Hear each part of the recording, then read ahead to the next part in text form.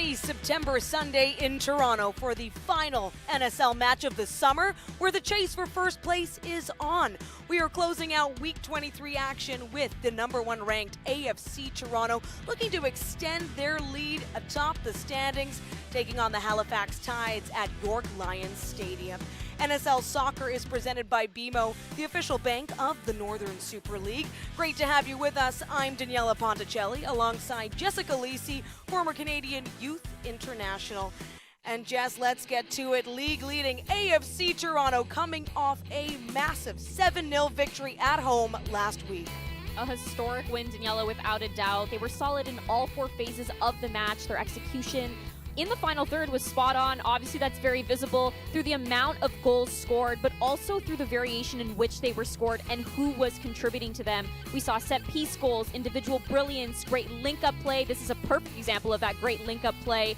Great ball into Strategakis. She's able to net her first of the season, alongside 2 of her teammates that were also able to net their first of the season. This is Kovacevic's first goal, but overall showcasing their depth and a very complete performance from them.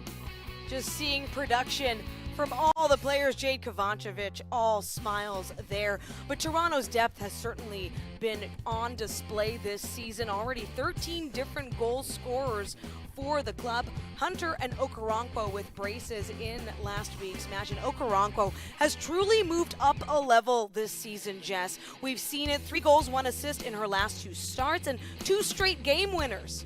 We've always known her talent. Since the day she stepped on the field in the NSL, we knew who Esther Okoronkwo was. We knew what she could do with the ball at her feet.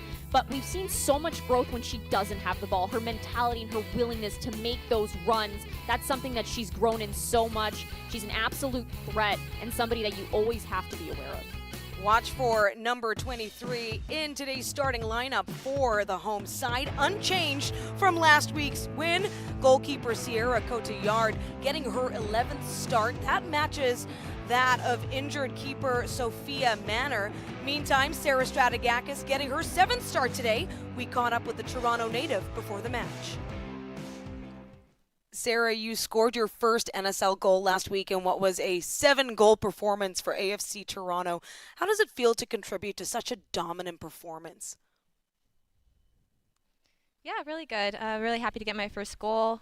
Zoe gave me an amazing cross-in I was able to finish. And yeah, I thought we had a lot of quality goals from different players on the team, and it just shows our talent. Well, 12 straight weeks for Toronto at the top of the standings. It's all you've known since joining the club. So, Sarah, what is the key now to keeping that level of play going, and what makes it tough to stay that consistent? Yeah, that's what I think we've been doing well at, is staying consistent and focusing one game at a time mentality. So today we've had Halifax, and we just want to perform well and just keep the momentum going. Well, thank you so much.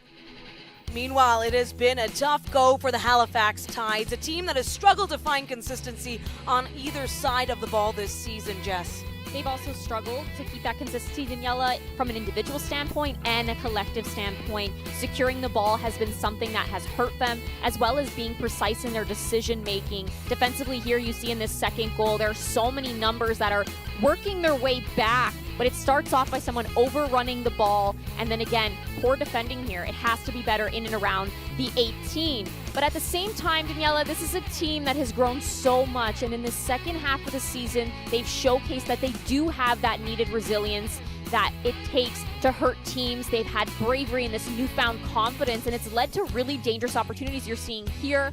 They're definitely a team that does have quality, and they can hurt you if you underestimate them. So Toronto cannot count Halifax out. You see this beautiful goal by Nakamura. Numbers are in the box. She's ready, and she absolutely drills this home. And they would love to get a win against Toronto today. They've been able to keep 3 of their 4 previous meetings with the club to just 1 goal, and they want to finish their season strong. One bright spot being their captain, Sarah LeMiller. Miller has been a consistent force for them. Her energy, her work ethic, her 1v1 ability. She loves to drive end line and cut that ball back, but also her preciseness and her accuracy in her crossing, as well as striking on frame. She's definitely been key for them in a lot of those good moments that they've had so far this season. 4 changes for Halifax starting 11. They have played now 3 matches in just 9 days. Miller in for Amanda Allen. We have Tiffany Cameron, Christabel Odura, and Gunny Jonsdotter coming in as well. Nakamura, as mentioned, and Sophia Cedeno. Karima Lemire out of the starting lineup. Defender Sarah Olai has played the most minutes for Halifax so far. We spoke with her earlier today.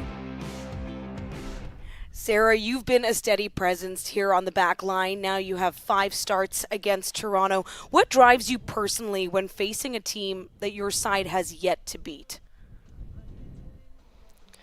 Well, I mean, of course, it's like you want to do a better performance this time than the last time, and like every time want to win the battle against your opponent. So that's keep on driving me every game, like even if I play the same players every game. But I mean, we haven't been winning against Toronto yet either, so today feels like the day for that.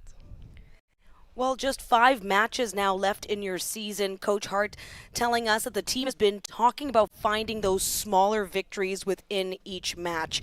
How do you approach that today as a group? No, like I said, you want to win your battle against your opponent, and now we have also played them 4 times, so we know their strengths and their weaknesses, and like win those your own battles. And if all of us do that, we will hopefully get the result out there together and also do it as a collective. Yeah, I think that will be the most important thing, like winning the small battles, and then we hopefully win the game also.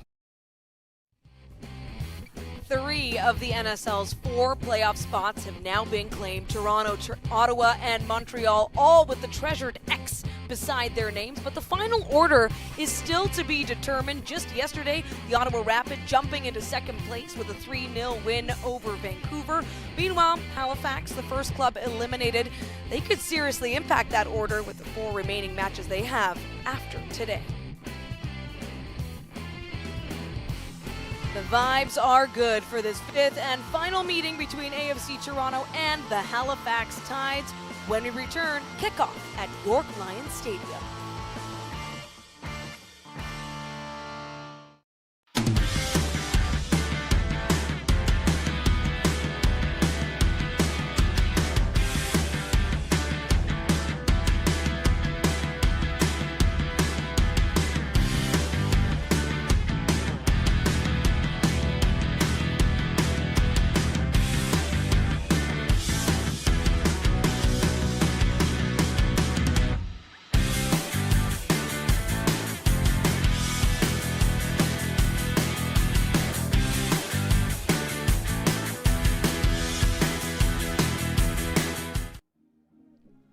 Welcome back to York Lions Stadium on this final full day of summer in this part of the world. It's also Canadian Cancer Society Night, with proceeds supporting that incredible organization. Welcome to NSL Soccer, presented by BMO, the official bank of the Northern Super League. We're about to get going here. I'm Daniela Ponticelli alongside former Canadian Youth International Jess Lisi. And it's Halifax with the first touches in this match. The Tides in their white and granite purple kit. They'll be playing from left to right on your screen today. Meanwhile, AFC Toronto wearing their mighty maroon and victory vermilion kit. Toronto, the side coming in with pure dominance, setting a record for the largest margin of victory. 7 goals last week. They did it at home, able to rest up. Whereas it's been a tough go for the Tides. Looking at 72 days since their last victory, they have had some draws in between. But now, any pressure to try to make playoffs, that's erased. They were eliminated from the postseason earlier this week. And Jess, what would the focus be for you, knowing in some ways that you could play a bit more free if you're Halifax? Yeah, I think the key for them today is for them to let the ball do the work. They are going to face a bit of fatigue at some point in this game. This is their 3rd matchup in 9 days. That's not an easy thing to do. So it's absolutely about simplifying things today. They have to let the ball do the work, move it with pace, move Toronto around, try to pull them out of their very secure shape. and also in the attack, being able to secure that ball and make those precise decisions. It's that final pass that has really been letting them down. But as you said, there's nothing to lose at this point. You have everything to gain. You want to go there. You want to be able to prove and end this season on a high note. Toronto getting to work early here. Esther Okoronkwo along the near side, bringing Kylie Norkus with her. Some steady pressure there by Sid Kennedy. Our first look at Toronto head coach Marko Milanovic. Had a great conversation with him prior to the match and talked about how much of a focus is staying number one. They've been there 12 straight weeks, including this one. And he said, the league has always been number one for us. That's what they want to win. That's the European way to focus in on it. And they're not shy about it either, Jess. No, and I don't think they should be, right? Every team comes into this wanting to win. Getting to work right away, a chance up high that time.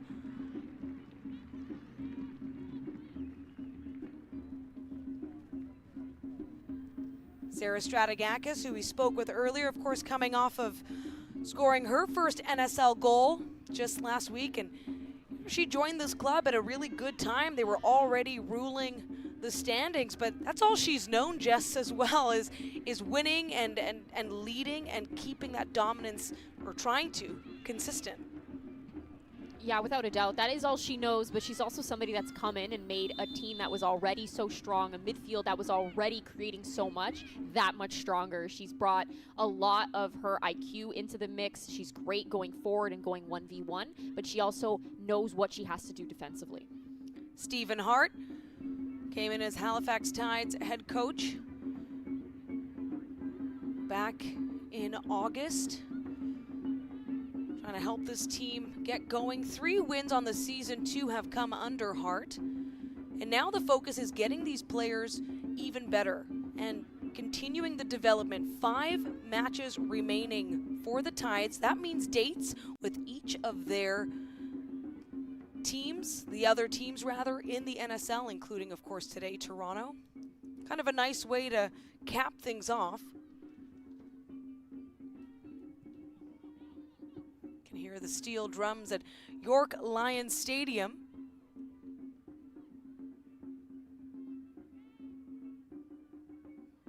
And something Coach Milanovic mentioned to us, Daniela, in the call is, he said, this might sound funny coming off of a 7-0 win, but I was most pleased with how we defended. He thought that, they were solid defensively, and that's what allowed them to have a very complete performance. 2/3 of their goals have actually come from defensive transition as well as set pieces, so that's something that they have been working on and focusing on. Okoronkwo bringing it up into the box. Once again, immediate pressure here by the Tides. Kennedy and Norkus. Kennedy with a good clearance, an issue for the Tides Thursday night in Montreal. Tiffany Cameron trying to put it ahead, but Cotillard scoops it up. I mentioned, Daniela, that final pass, that's what's been letting them down. You're seeing it there. Tiffany Cameron overhits that just a little bit ahead of Oduro. Oduro's somebody that's very good with her feet. You can't give her that time and space, but speed is not necessarily her strongest attribute. So that ball does have to be underhit slightly so she's able to get on that and strike a ball with a very aggressive Cotillard coming out at her. Giveaway there by Okoronkwo to Kennedy. Mentioned it off the top, but the Tides have been able to keep 3 of their 4 previous meetings with Toronto to just 1-goal games, but it's been 1-0 losses for the Tides. Last time they were at York Lions Stadium, it was a 3-1 victory for AFC Toronto. And all 4 goals scored by members of AFC Toronto. That means Halifax Tides are still looking for one of their own to score a goal. There was an own goal by Sarah Rollins that actually was the opening goal of that match. Quickly erased by Kaylee Hunter.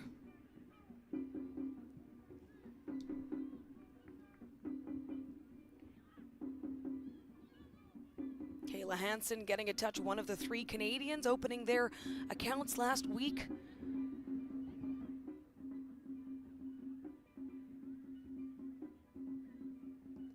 seeing the patience from Halifax. They're sitting back in that block, allowing Toronto's back line to have it and forcing them to make a decision against an organized team. It's not easy to break down a block when you move the ball at that pace amongst the back line. Hansen as well as Soto need to move the ball quicker. They need to try to shift Halifax and stretch them to be able to break them down. And Halifax has shown that they are quite good moving side to side so far this season when they're staying true to their shape.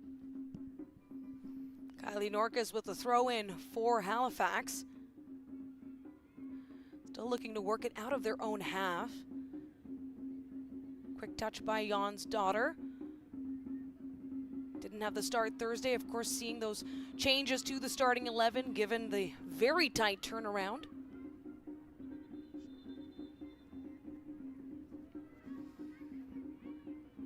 And our officials for today's match, referee Selma Flores de Roche, first assistant Camille Raymond, and second assistant Victoria LaFortune. Fourth official is Amanda Kwan. And you have to think about all the incredible reps these officials have been getting all season long as they also work towards a great end here to the NSL season. For AFC Toronto, 4 games remaining, including this one. Second last home match. Great pass up. However, Esther Okoronkwo down. Taking some heavy contact and an early booking here for Halifax. Halifax picking up 5 yellow cards as a team last match on Thursday. It's a bit of a tough angle there, but Okoronkwo coming down along the center line. It'll be Gunny being assessed that yellow card. Let's another look at it here. Just a shove there from Olai on Okoronkwo. Most definitely a foul in that. You see her arguing a little bit, but she doesn't have much of a leg to stand on when looking back at that. All right, so the booking was for Sarah Olai. It was Gunny just having some words with the official after. Discipline, of course, tough for Halifax, a team that has found itself down in the majority of its matches, and just overall they lead the league with yellow cards now with their 40th. Calgary, by the way, is second with 30. No one yet, though, on the Tides to receive a red card. In the 10th minute here, York Lions Stadium, thanks for joining us. If you are, we're closing out week 23 in the Northern Super League. Toronto on the move. Emma Regan, who has played every minute of every match so far with this club. And she's done it well. I can't recall a game where we didn't speak about Emma Regan and the quality that she brought to this Toronto side. I mean, that's what you want out of a captain, right? You talk about consistency. It helps when you have players like Regan and Nikki Small as well have started all now 22 matches for this club.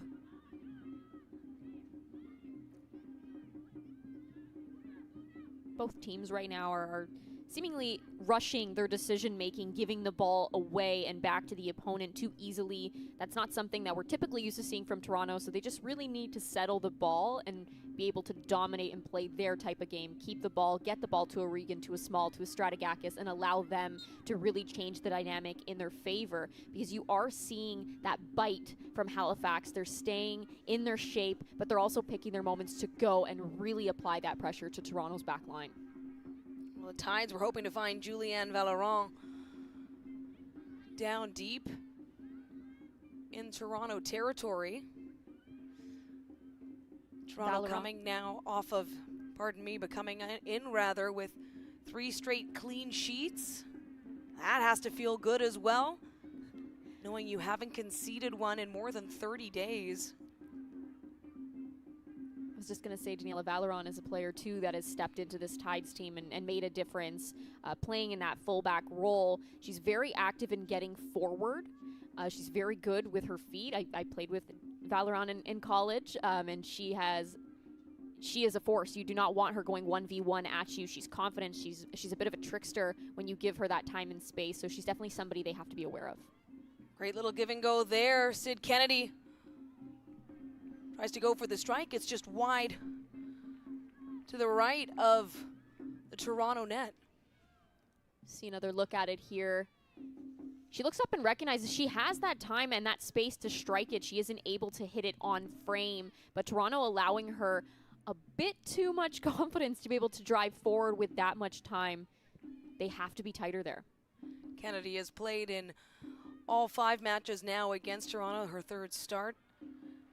In comes Kaylee Hunter with all kinds of space. But will she run out of room? What a stop by Annika Toth. I just want to point out the quality of Kaylee Hunter's touch in that moment. There are players that would take a touch straight down the line and allow a player like Norcus to stay in that battle. Her touch across Norcus is what ultimately allows her to create something dangerous. She cuts Norcus's ability to track her off by cutting in front of her with just one simple touch. So it's well done by Kaylee Hunter, and again, just showing her quality and her confidence at such a young age. Well, Halifax has done a good job previously in handling the young Kaylee Hunter. In fact, 3 of their last 4 meetings, she was unable to score a goal. However, when she did, it was 2 goals and an assist in that 3-1 win. Once again, it was at York Lions Stadium, and sometimes there's just something about being at home. It just adds a little bit extra fuel, of course, perhaps better sleep, all of the things that can help elevate a performance.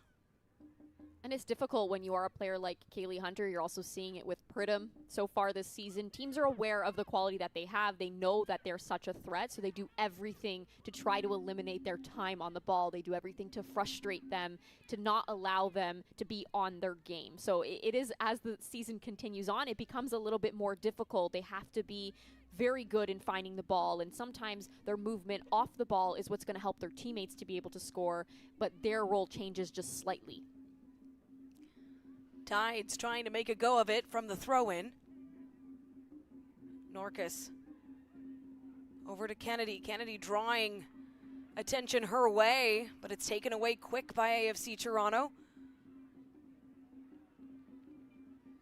Good pass by Barnett, who gets it back now along the near side. Esther Okoronkwo dangerous inside the box now. Barnett, some great footwork. Hunter did get a touch on it.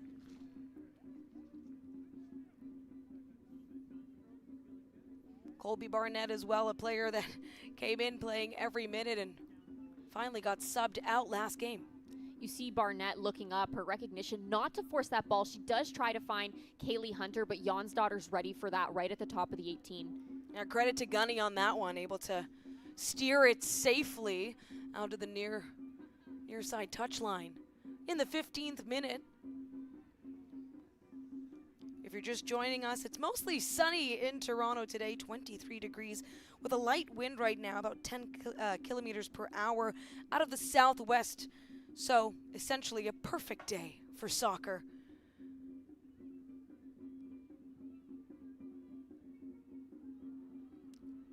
Pass to no one, ends up going to Sid Kennedy.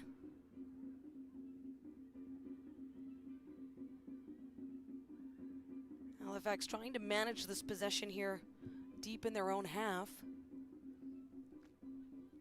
We've seen a couple big saves already by Annika Toth, getting her 14th start of the season.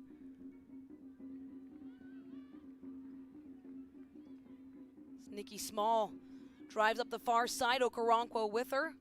Ball rolls out the end.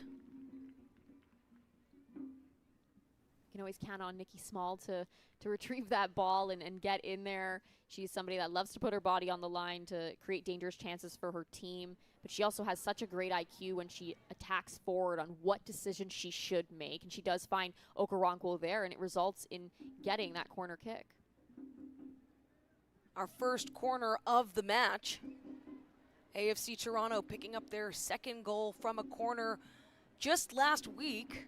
They have been working on their set pieces. Barnett to deliver. It's a short one to Nikki Small. Wins the 1v1, comes in off Toth, my goodness.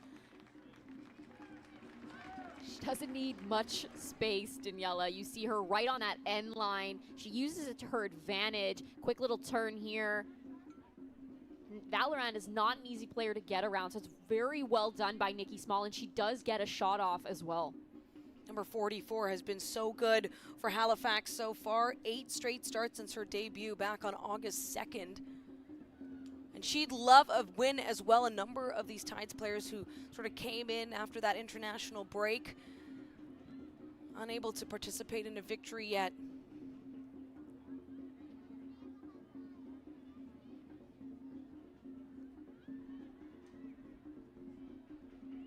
Great energy from the crowd at York Lions Stadium.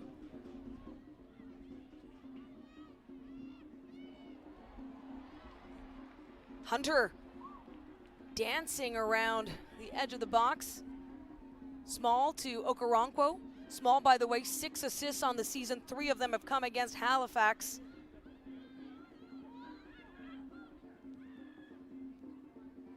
Barnett gets around Kennedy with a great pass. Strategakis looking for room. Barnett once again keeps it in across the face of the goal. Okoronkwo header kept out by the Tides. What an effort to deny Okoronkwo.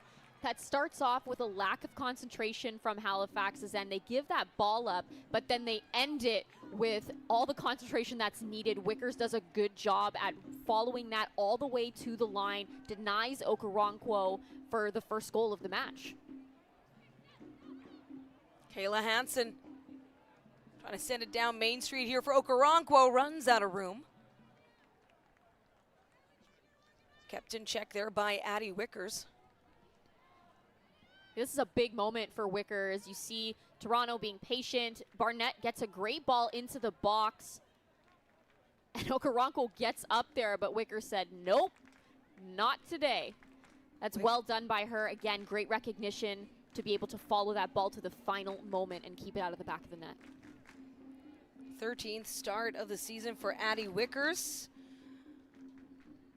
from Highland, Utah. And it's moments like that, you talked about it off the top, just building confidence. And why not? You have 5 games remaining in this season, and could be some changes coming in the off season, and you want to be part of this incredible league. Show your strength and skill. Go to Yard. Yet to be tested so far in this first half.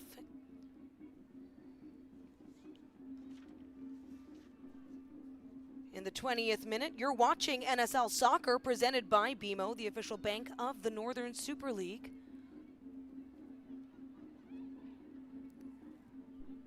Hansen to Barnett.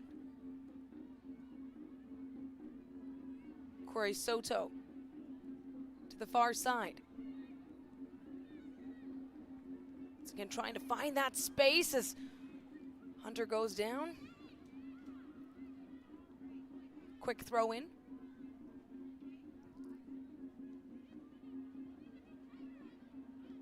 Soto to Small. We're seeing how low Halifax is starting.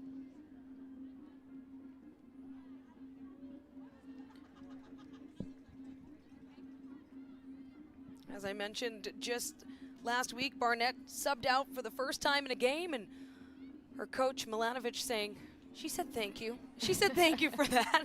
Playing full 90s the whole season. She's definitely put in a shift every single time she's on the pitch, running end line to end line in every direction.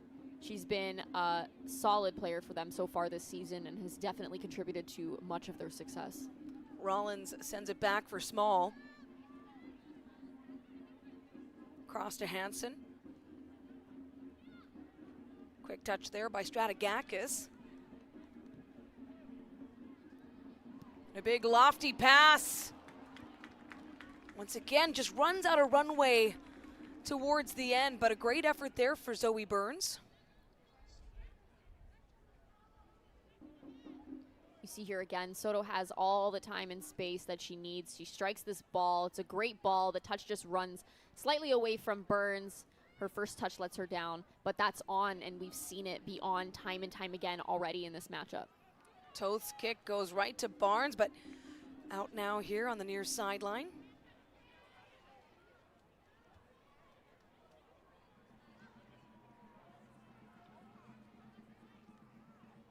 Barnett to Okoronkwo with great positioning. Keeps it in play, of course, draws that attention her way, hoping to split the defense. It's well done by both Norcus and Kennedy to double team there and not allow Okoronkwo an inch of room to make anything happen. Jess, you have to think that was game plan number one coming into this. We've seen it play out, but Okoronkwo again just touch with her heel. And now another up and off the crossbar. A little help there as Toth's reach nearly pushed it in. Well done, Toth. That was a great save. She keeps that out of the back of the net. But that was a nice strike by Okoronkwo. She does everything she can, fingertips on that. And as you said, it could have potentially dipped in, but she's ready, stretches back, and is able to keep that out of the back netting. And Halifax watched as a goal by Stephanie Hill on Thursday did just that as well, went up and over. I mean, that was beautifully executed, and Toronto threatening once more.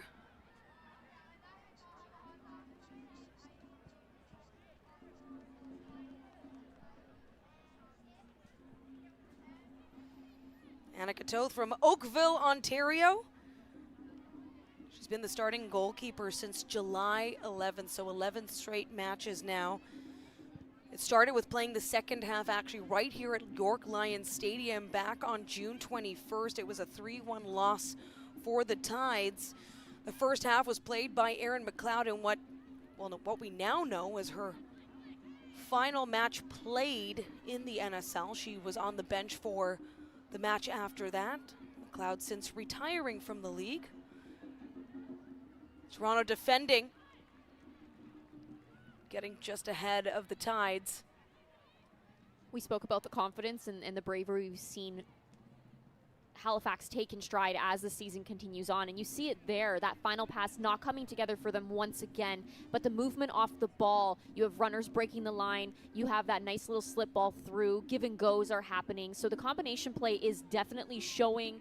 They just have to be able to execute that final action and really finish it off.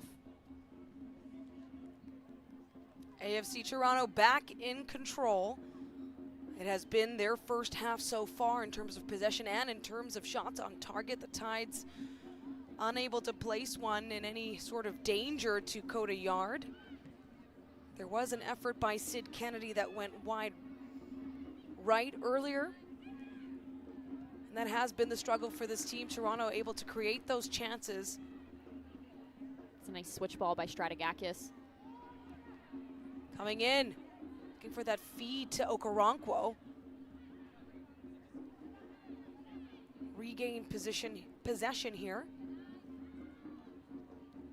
You're seeing Halifax make sure they have 11 behind the ball at all times.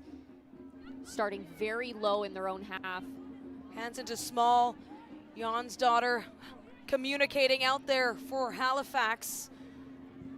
As in they come threatening. It was Miller able to thwart that effort there by Zoe Burns. That's well defended by Miller. We've spoke about her in the pregame show a little bit, Daniela, and the quality that she has and the hard work ethic that she continuously brings to this Halifax team, and you're seeing it on full display there. Willing to put her body on the line, make sure that Zoe Burns is not able to get that cross in. We've seen what Zoe Burns can do when she does get that cross in. Well done by her. Another corner here for AFC Toronto.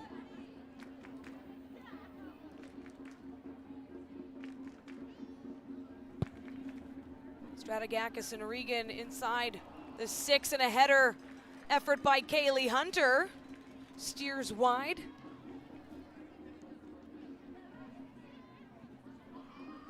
It's a great ball in by Barnett. She is able to find Hunter, who times her jump perfectly, but isn't able to redirect that towards frame. Ends up turning her head a little bit too far to the left, and that forces the ball to go wide. So 0 for 2 on corners for AFC Toronto, and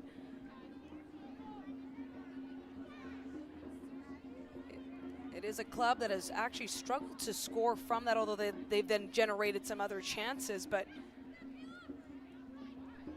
gonna make something happen here.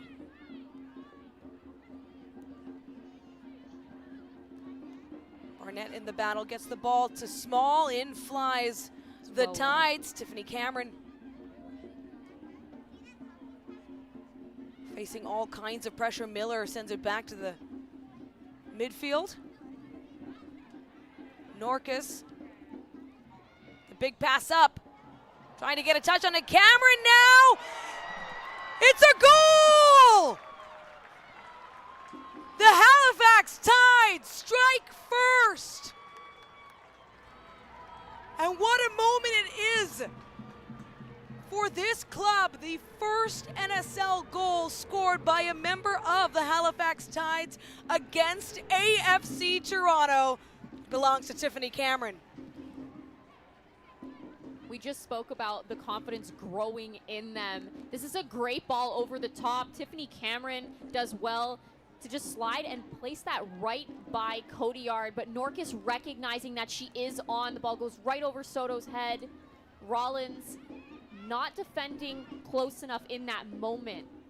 Well done, Tiffany Cameron, as well as Halifax Tides in that moment. And how about that?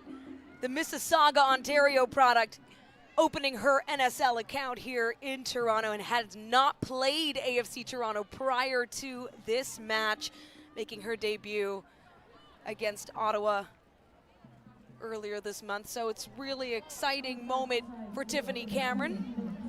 We talked about it a little bit before the game, Daniela, off air.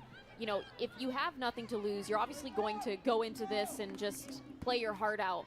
But as a competitor, it also, you know, it doesn't hurt to want to mix things up for the top four and make it difficult. You don't want them to confidently be able to clinch first place. You want to be the thorn in their side. So as a competitor, they couldn't write out a better start for Halifax. Obviously a lot of time left to play, but this is just another confidence boost to help that momentum really carry them through. And you've ended Toronto's 3-match clean sheet streak. First goal conceded for AFC Toronto in more than a month. In some ways, though, you have to think that this adversity, this is actually what you want your team, despite ruling the standings, you want them to face, because you know the playoffs will not be a walk in the park. And Coach Milanovic mentioned, you know, every game, their 7-0 win was great, but they had already moved on from it. It was in their rearview mirror. They're a team that has approached every single game the same, whether that's the final or that is a regular season game.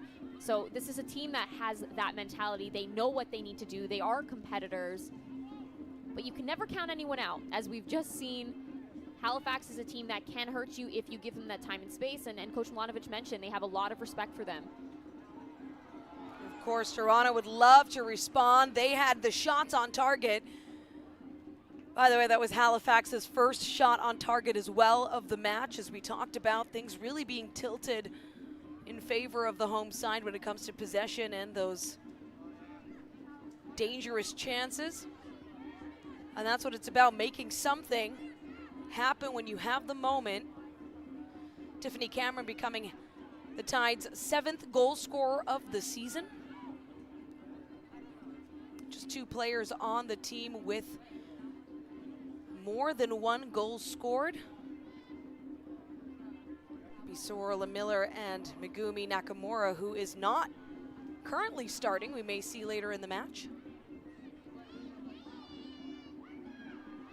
Cristabel Odura gets the feet up, and it's some strong confidence from Cotillard to send the ball all the way back. Annika Toth having to deal with it.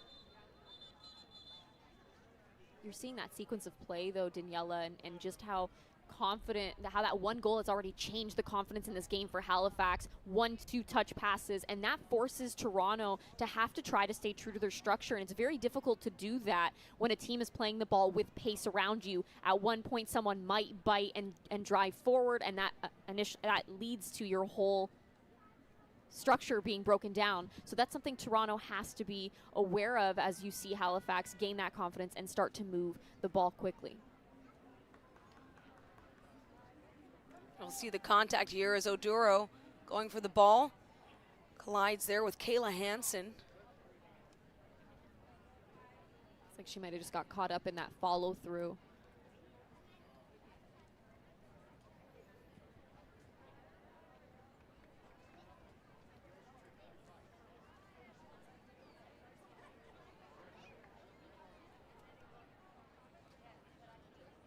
Looks like she just got the foot of Oduro in her follow through, but that was a great ball threaded through nonetheless. If you're just joining us, Halifax leads 1-0 over Toronto in the 33rd minute here.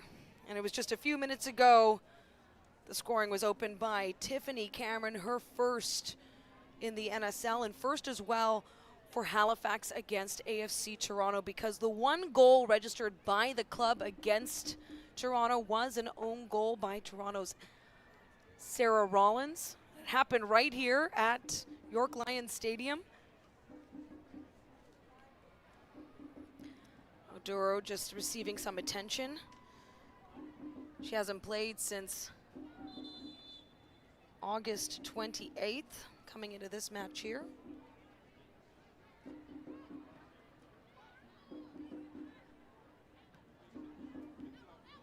Back to work she goes. Norcus finds some space in the middle here. Gunny daughter puts it up ahead, looking for Miller, who wins that 1v1. Coming through, has Cameron. Back to Jan's daughter. Miller drawing attention her way. That time, Rollins gets a piece of it. That front-footed approach that Halifax has had, and that's something they've grown in, the direct ball over the top when it is on. They do have the pace. They're getting numbers forward, and you see there Miller out-muscling Barnett a little bit in a shoulder-to-shoulder battle and is able to get that ball across for another dangerous opportunity. Credit there rather to Croy Soto, who was handling business along the 18th yard line. How will Toronto respond? Their last 3 matches without a goal conceded. Norcus with a good header, looking to clear. In comes Miller with some body position, but Esther Okoronkwo, soft touch to Barnett, across now. He's looking for Hunter once more.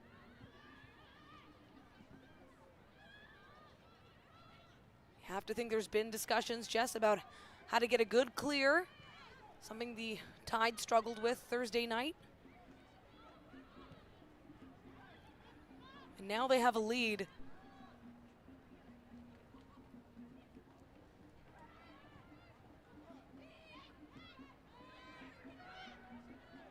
Barnett in the midfield now, Stratigakis moving up quickly. Gives chase, just burst of speed from number 16.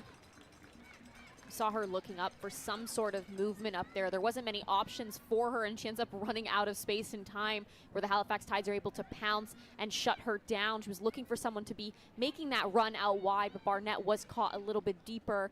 Both Okoronkwo and Hunter not available for an option there. Barnett with a throw into Hunter, gets it back. Cameron quick with a touch, Oduro as well. Forced back into the midfield. Soto, the great lofty pass. All kinds of room there for Burns. Manages to hold it in at the end line. Looking to get around Valeron. Tides with support. The ball skied.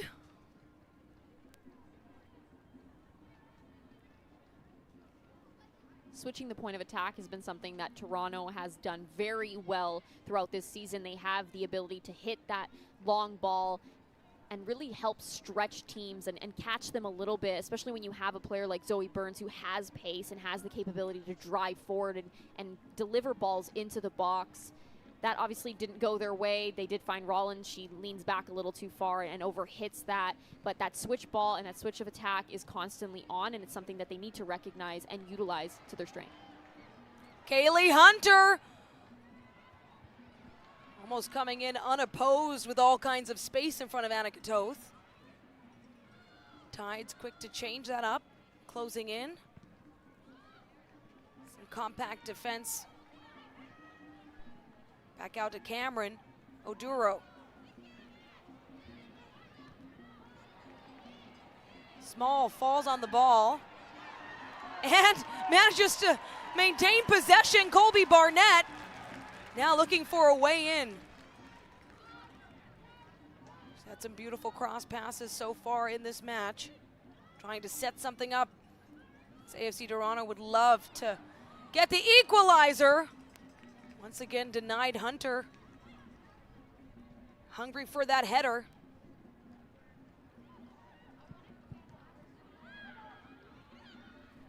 Deflected off the shins there of Valorant. Emma Regan. Seeing how many white shirts are aware of where they need to be. Oh, from distance and just wide.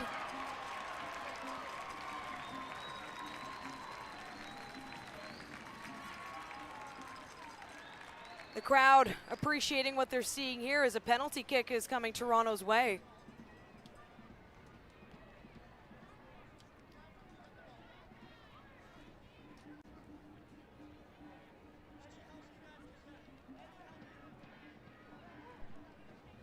See another look at it here. This ball into the box. Kaylee Hunter, she does get tripped up by Norcus there.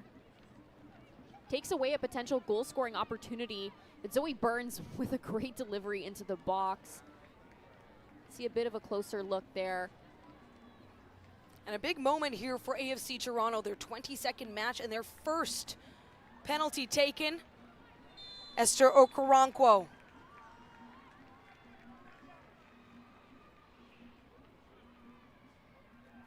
Stutter step! And she strikes! Esther Okoronkwo has tied this game up with a penalty kick, and a penalty goal, rather.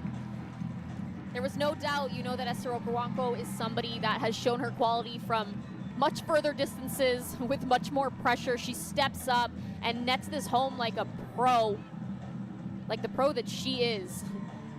This is well struck, well placed. There's absolutely no chance for Toth to get her hand on that. It's also the first penalty goal conceded by Halifax. And the 8th goal of the season for Esther Okoronkwo, who, by the way, is coming into this match with 2 straight game winners. She will need to score another brace if she wants to extend that kind of streak potentially today. No biggie. Just another day being Esther Okoronkwo. Yeah, why not?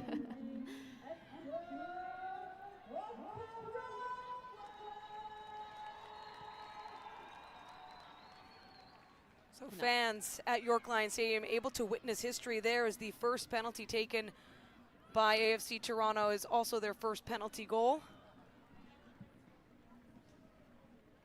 And now it's a matter of seeing how both these teams react. Does the momentum shift in favor of Toronto? Are they riding that high of the goal and allowing it to take them into halftime? Or is Halifax going to continue to bring that confidence in the attack? And so far, just in that run of play, you are seeing them continuing to drive forward. They're not backing down, which is what you love to see, because now we have a game. Absolutely. And you had to think Toronto was likely going to find a way to break through, whether it was going to be with an equalizer or just any kind of goal, depending on how the Tides managed to go here. And a test for both sides. These two clubs have been tied before at York Lions Stadium. Ended up in a 3-1 win for Toronto that day, all the way back in June at the start of summer. It's very hard and late tackle by Oduro on Regan.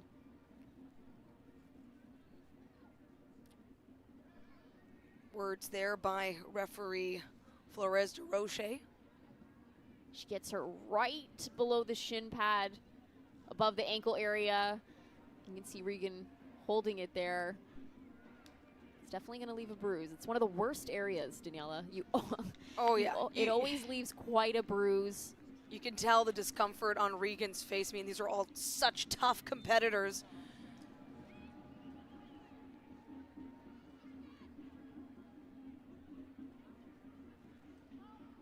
We're back to the action here in the 42nd minute. 1-1. Halifax Tides opening scoring. Goal by Tiffany Cameron. Barnett doing everything to keep that in play.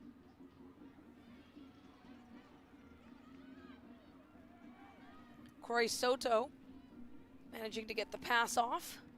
Rollins, they'll trade.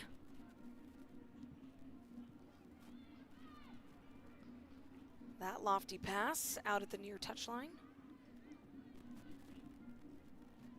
A great crowd at today's Canadian Cancer Society night for AFC Toronto, with proceeds supporting the organization. Barnett looking for a feed in Okoronkwo.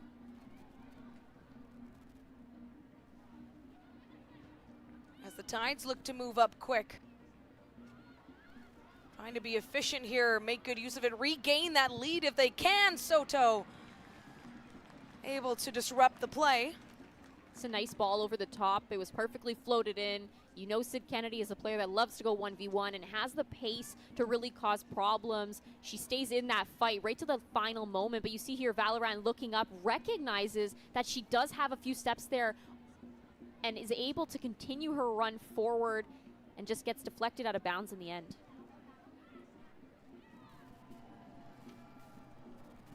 Toronto deep in their own half here.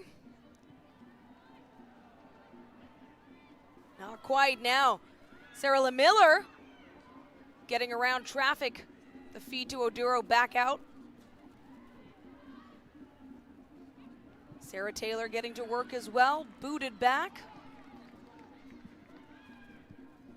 Toronto's back line has been a topic of conversation this entire season, Daniela. They've made such big strides. We've seen them more connected than they've ever been. Their decision-making has been better than it's ever been this season in the second part of the season. Oh, here we go. Esther Okoronkwo from distance. That goes over the top. We have seen many Toronto goals scored from that kind of range. We've seen another look at it here. Okoronkwo recognizes the space and tries to strike that from distance. She does have that range in her back pocket. We've seen her do it, but just leans back a little bit too far and gets under that ball, which causes it to sky over the bar. AFC Toronto has the most goals of any team outside the box with 11. The next best is Vancouver with 8. Halifax has 1 on the season at distance. Barnett to Okoronkwo along the near side again. Norcus closing in. That has been her matchup today. Patience by number 23. Back to Barnett. Floats it in as support. Strategakis coming in, was looking for a way to curve that ball, but Jan's daughter with the defense, and we have a minimum of 3 minutes of added time here to the first half. See Strategakis getting forward, putting herself in a position to create something dangerous. A bit of a shifty step over there, but Jan's daughter sticks with it to that final moment, puts her body on the line, and then ends up deflecting off of Strategakis in the end. It all occurred right around the time when we were told there would be a minimum of 3 minutes here of extra time. An action-packed first half when you consider AFC Toronto got things going quickly with control of the match. They had 2 corner opportunities as well. But in the 30th minute, it was Tiffany Cameron and the Tides able to score. And then a penalty goal by Esther Okoronkwo to even things out just minutes later. Jess, what does it mean for AFC Toronto to actually have been able to take a regular season penalty?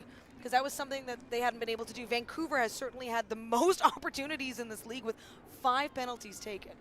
I'm sure if you ask Okoronkwo, she would say that she prefers her goals that she's scoring the absolute bangers from outside from outside the box. But you know, it's always nice to be able to get a PK opportunity, and it's almost a guaranteed goal. And anyone that says it's not is lying. It's definitely the odds are against the keeper.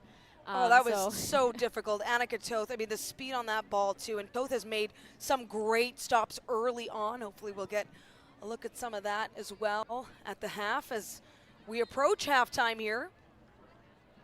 If it's well struck and well placed, it's a very difficult position to be in as a keeper.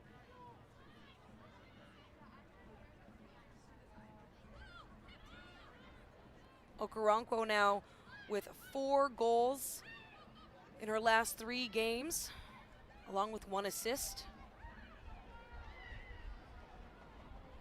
And Marigan keeps it away from Cameron.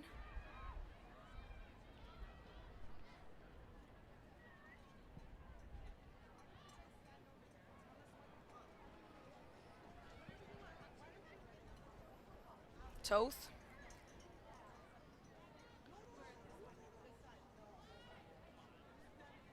Passes it within the penalty area.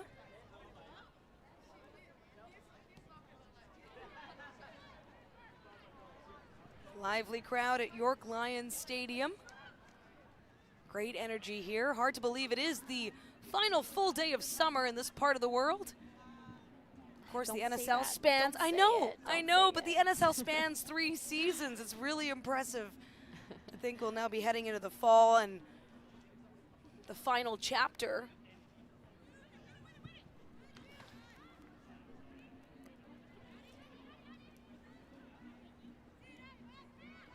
Along the far touchline, a quick throw in by Burns.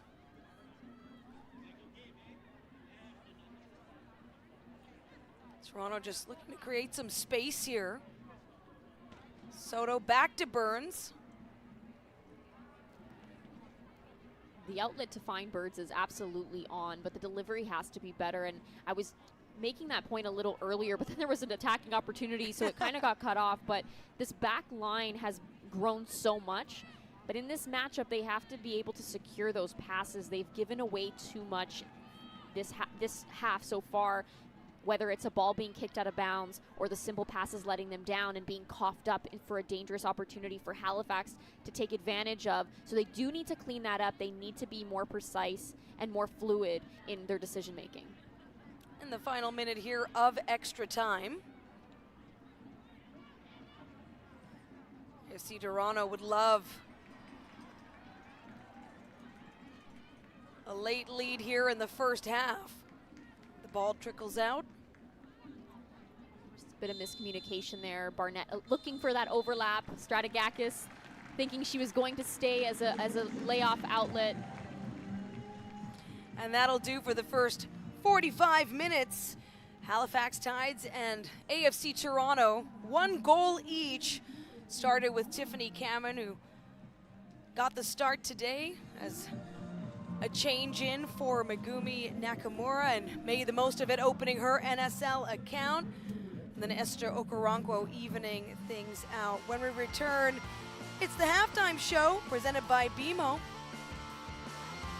We're watching NSL soccer.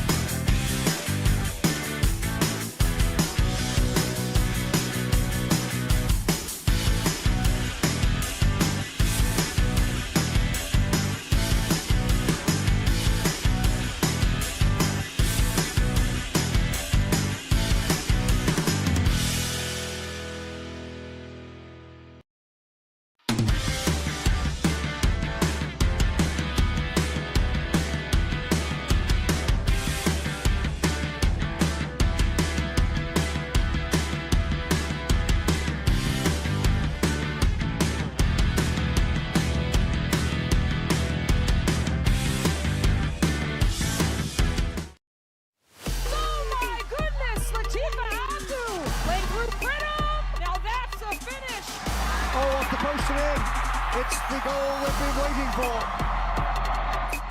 That is a highlight we will see over and over and over again. Kazaki! That is absolutely world class. Oh my goodness.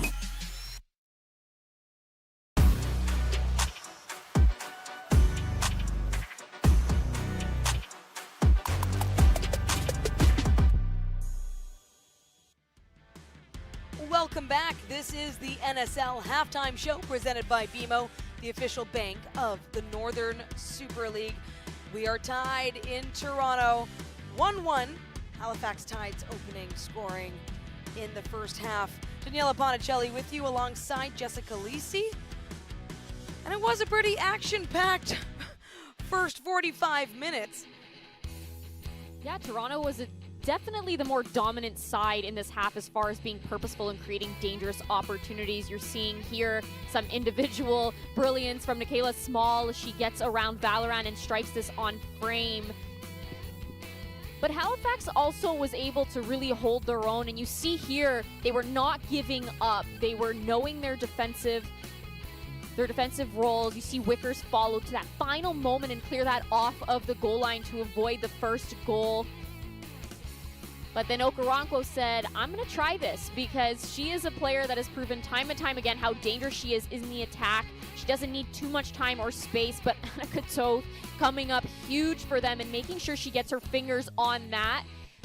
When you look at the flip side of this, Daniela, you see this ball over top and it leads to their first goal. Tiffany Cameron coming up big. Norcus recognizing that she has that ability to bring the ball down and just slip it by Cotillard. It's a great finish, great team goal. Starts from that recognition by Norcus.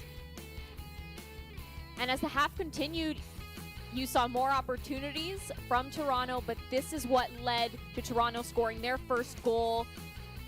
Zoe Burns gets this ball into the box, but Hunter gets tripped up here, which takes away a goal-scoring opportunity from her, and that leads to this PK, and Esther Okoronkwo steps up like a pro and places it home. And I know I joked, it's a guaranteed goal, but it takes a lot of confidence to step up there and to have the right mentality to do it and finish it like that. So well done from Esther Okoronkwo. But overall, a very good first half, entertaining, and both sides are bringing that resilience and showing that they want it.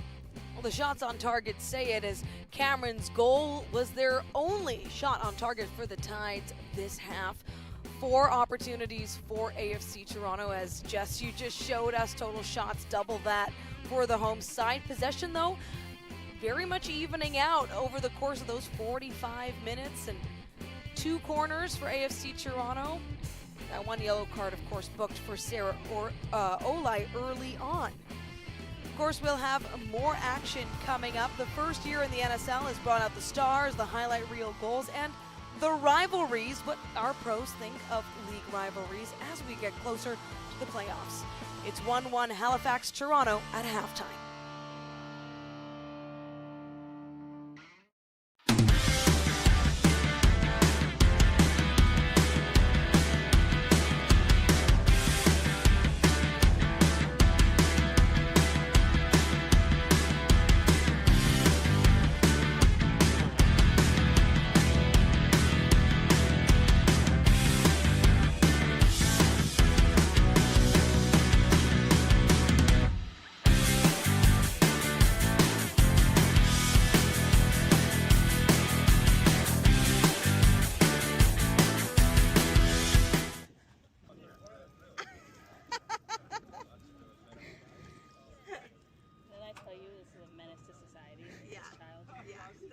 Look at the camera. Look at the camera.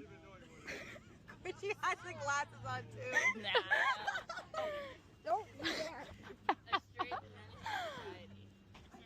Good job today, Coach. What do you want? What do you want? Good job today, Coach. There?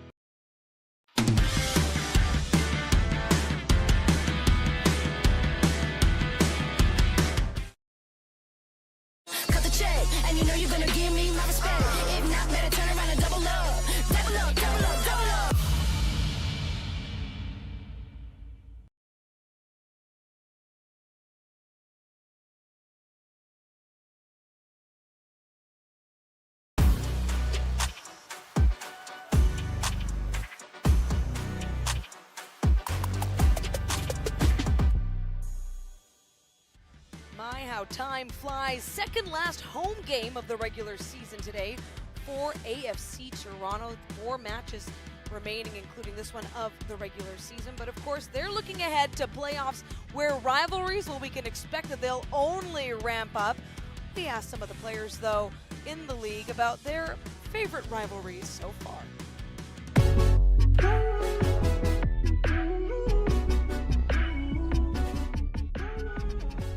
I think Montreal's going to be a very strong team, so I think there'll be a East kind of rivalry maybe between us and Montreal. I love a good rivalry, and I think there definitely will be some that develop. Like I think of Ottawa and Montreal. That seems like a fun one to me. Me being from Vancouver, the biggest rivalry is going to be Toronto-Vancouver, and that game will be very telling, I think. We'll let the game speak for itself. I definitely have a personal connection to Toronto.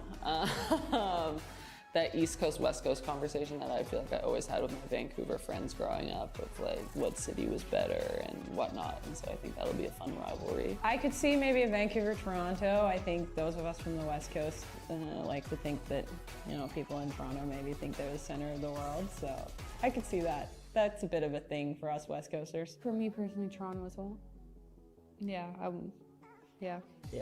want to beat Toronto in Toronto. We're doing a lot of media stuff today, and like I genuinely like everybody, so it's like I have to like build this rivalry now. I think for our team, we actually have a lot of people that are from Quebec. I have a feeling that there'll be a little bit of a rivalry between Montreal and Halifax. My early money is on the Roses out of Montreal. We can't have a rivalry in Vancouver. They're so far, right? I feel like Toronto-Ottawa is going to be a rivalry. That's obvious, same province. Yeah, so I'm a prairie girl at heart, so I'm coming over to Ottawa, new territory in Ontario.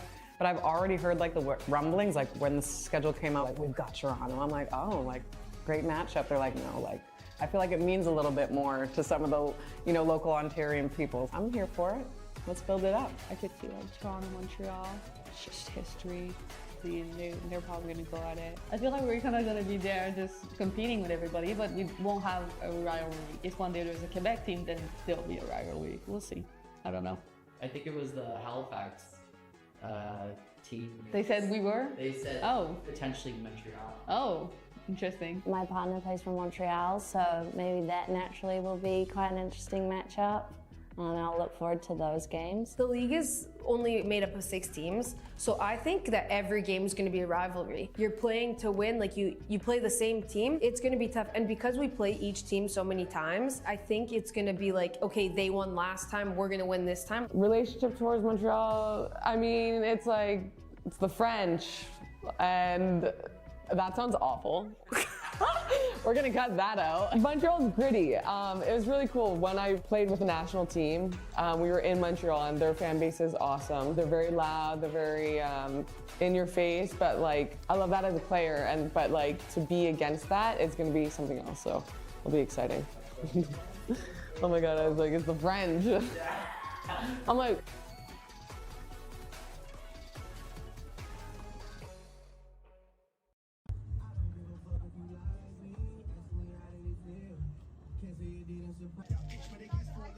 What the heck? Where's my name? Won't buckle me in? Oh. Yeah. Get that player point of view, you know? That's bad, that's bad. That's bad. Give me a Welch. Thanks. That's like a very perfect curl.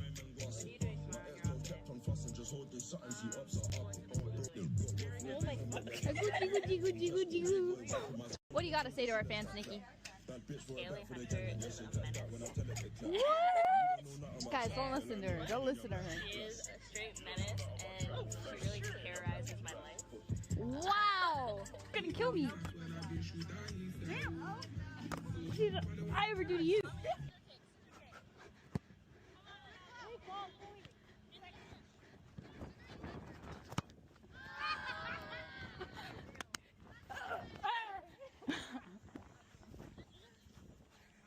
Take note, kids. Take score goal. Did I tell you this is a menace to society? Yeah. This child. Yeah. This child is. Look at the camera. Look at the camera. But she has the glasses on too. Nah.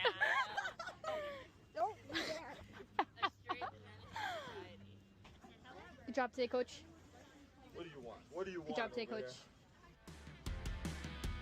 Welcome back to Toronto. We're at York Lions Stadium. We have a tie game heading into the second half. 1-1 between AFC Toronto and the Halifax Tides. Daniela Ponticelli alongside former Canadian Youth International Jess Lisi.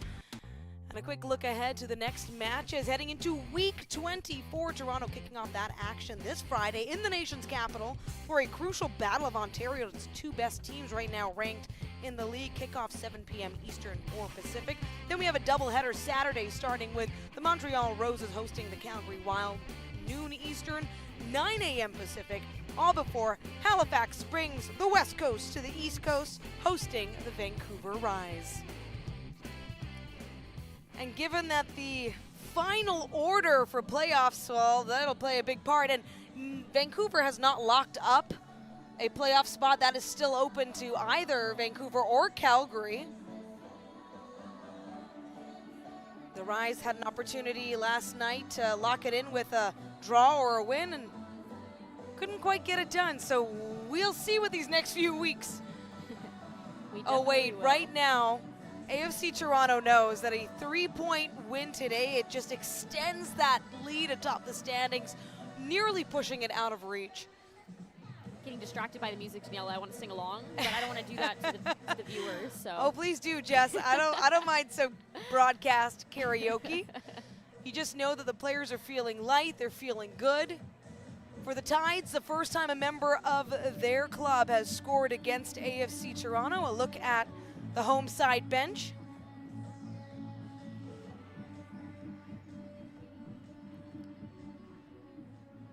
Sierra Cotillard conceding a goal for the first time in 4 matches. That's right, 3 straight clean sheets for the young 22-year-old goalkeeper, who has always come out with a lot of confidence from Toronto as well, so truly playing at home here. Has 2 wins against Halifax herself.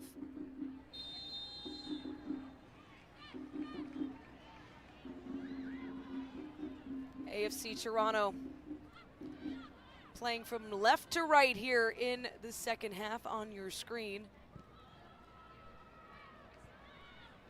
Temperature inching up 1 degree to 24 degrees, still partly cloudy. Wind picking up to 17 kilometers per hour out of the southeast. Hunter with a strike right in the hands of Toth. Toronto coming out in the second half already with that aggressiveness in the attack and that creativity. You're seeing Strats break the line. Excuse me, Stratigakis. I call her Strat, so that's where that came out. You have that familiarity. You played with her, but Kaylee Hunter is going to find ways to strike on frame, whether you give her room or not. The kit colors shown there for Toronto. I like to use their own special names for their colors. So Mighty Maroon and Victory Vermilion for Halifax. It's white and Granite Purple. Kaylee Hunter, she's had some moments. She not only just now in the second half, but also in the first. You see it here. She takes that touch with the outside of her right foot, which creates just enough room where Oduro cannot deflect that ball or get in front of it. And it does go on frame, but not enough of a challenge for Toth. Hunter in the chase for the golden boot, but DB Pridham of Ottawa just, she seems to be running away with it. Picked up her 18th goal of the season, could be the first to reach 20 in the Northern Super League, while Hunter is sitting at 12. Manages to score today, will be lucky number 13. A free kick for the Tides. Headed out by Hunter, or make that Emma Regan rather, as Hunter is running up the near side.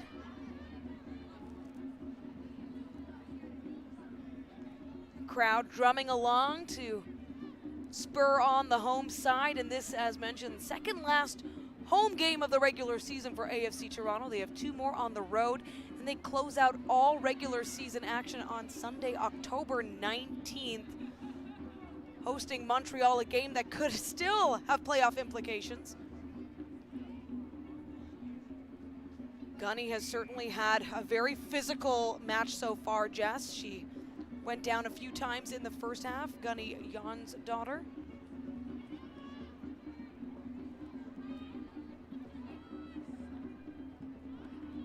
Yeah, you see there, Small just coming through the back of her knee. And right into action.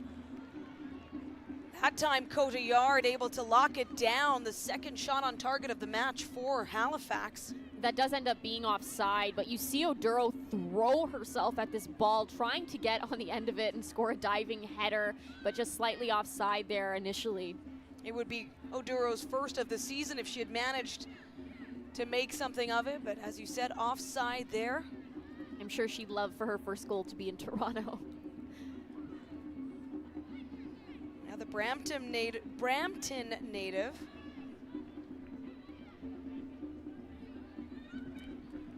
She played with the Toronto Lady Lynx as well, so lots of ties here as Kaylee Hunter distributes. Nikki Small, my goodness, some fancy footwork, nearly holding on.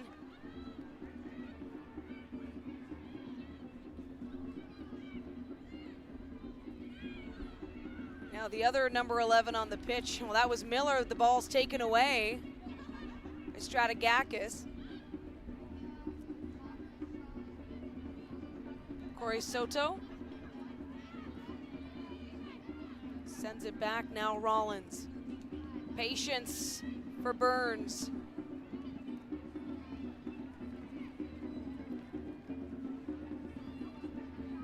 Quick touch there by Addie Wickers. Addie Wickers, who had quite the save in the first half as well.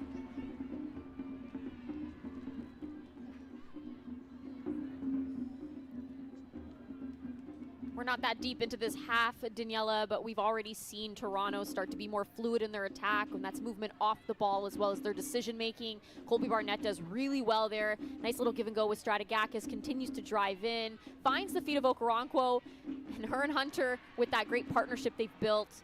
But the ball in the end Nikki Small isn't able to create anything too dangerous. It gets caught up in her feet.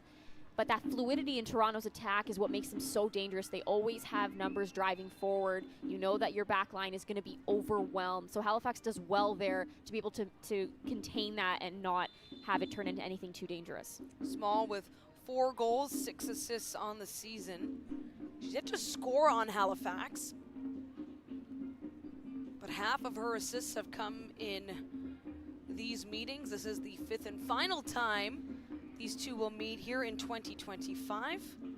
She's also 3rd in NSL chances created. She is 3rd there, and she is 2nd in NSL recoveries. So she's definitely a player that does the work and puts it in on both sides of the ball. And she's not somebody that you want to have the ball running at your back line. Here's a look at the leaderboard for those chances created. Maggie Doherty-Howard out of Calgary with 39. Leading the way. Colby Barnett as well, also entering the top 5 conversation with 28. Some words along the sideline there. A beautiful September Sunday, though, to close out week 23 action.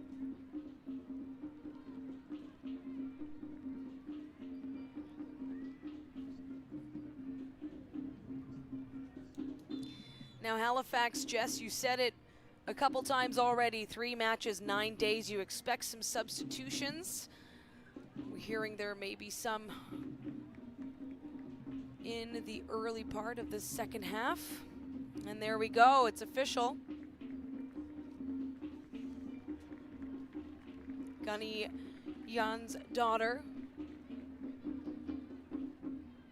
goes out, and in comes Anne-Valerie Seto.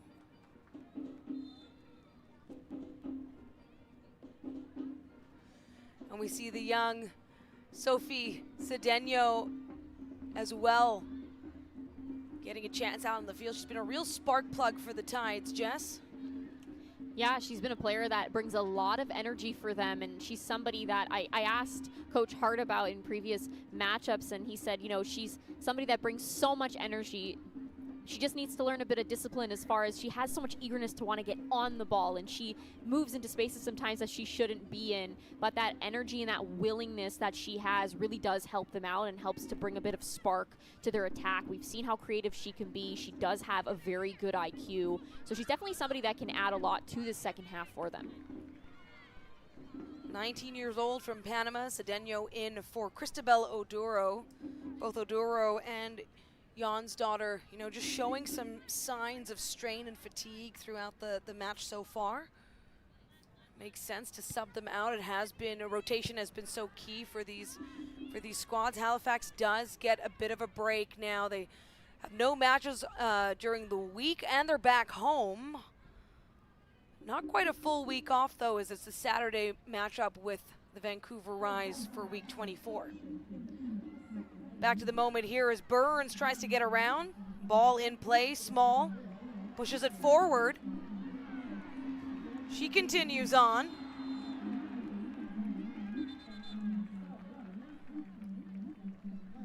Goes down with some heavy contact, yeah. She's evading the pressure time after time, doing very well to stay on that ball and continue to drive forward. And in the end, that does result in her getting a free kick out of it. But just such a strong player, so difficult to depossess her. Emma Regan finding room.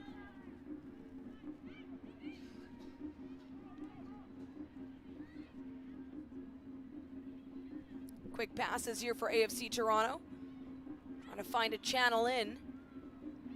Hunter also evading that pressure to Rollins.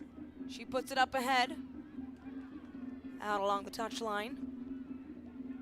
I believe that was actually Stratigakis showing some crafty footwork there in the middle of the park. Credit where it's due. Sarah Stratigakis, of course, getting her 7th start.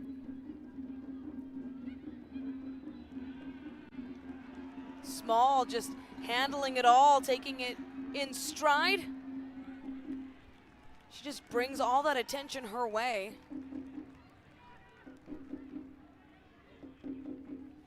Valeron and Kennedy looking to double team. Now Hunter cutting through the noise. Small able to split two defenders there with a pass to find Hunter's feet. Continuously showcasing what she can do when she's on the ball.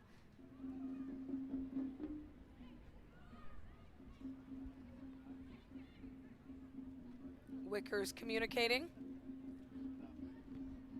Great pass into the midfield. Seto. They go to the far side this time. It'll be a throw in here for Toronto. That decision needs to be made quicker. That recognition from Seto needs to be faster. She took way too long on the ball, and that caused Norcas's opportunity to drive forward unmarked to be eliminated. So that has to be quicker. By the time Taylor is able to hit that ball, it's gone. And also the delivery from Taylor needs to be cleaner. More than 10 minutes into the second half.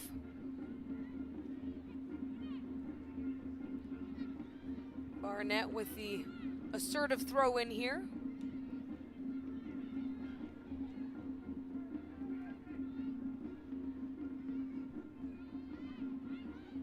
Tiffany Cameron in white sort of hovering up top. The goal scorer so far for Halifax. Seto, fresh legs. Subbing in for Jan's daughter. Well done by Miller. Trying to find that cross.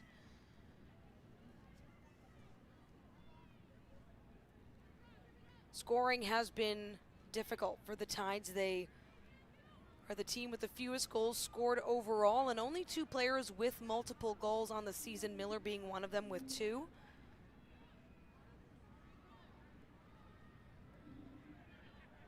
You have to think these final 5 games, you're going to try to dial it up or showcase something different. And again, it's not for a lack of build-up. It's definitely been there, but that final action has been letting them down. First corner of the match here for Halifax. Sid Kennedy to deliver. Up high into the box, headed out by Okoronkwo, and Barnett there to clean it up. Organized effort. And Burns could make a go of it. Solid defense there for the Tides. Close out any potential lanes for Zoe Burns to cut through.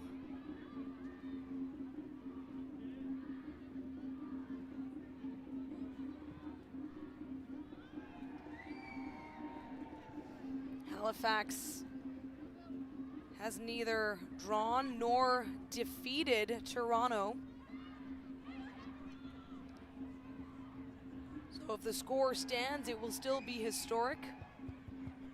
The goal differential of 5 for AFC Toronto in the matches against the Tides.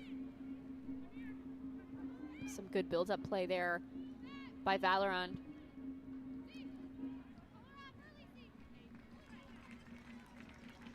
Cotillard.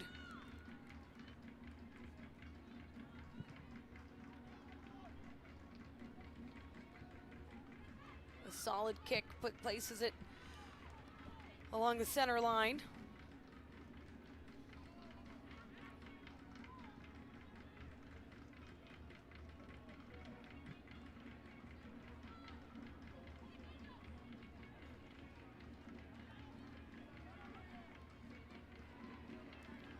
There's times, sorry Daniela, but there are times that that switch ball is on and playing that flank ball over top is on, but there's also moments where you have to just keep the ball and move it on the ground. You saw there Sid Kennedy had no time to be able to beat Zoe Burns, and that ball ends up trickling out of bounds. AFC Toronto just trying to work it out of their own half here.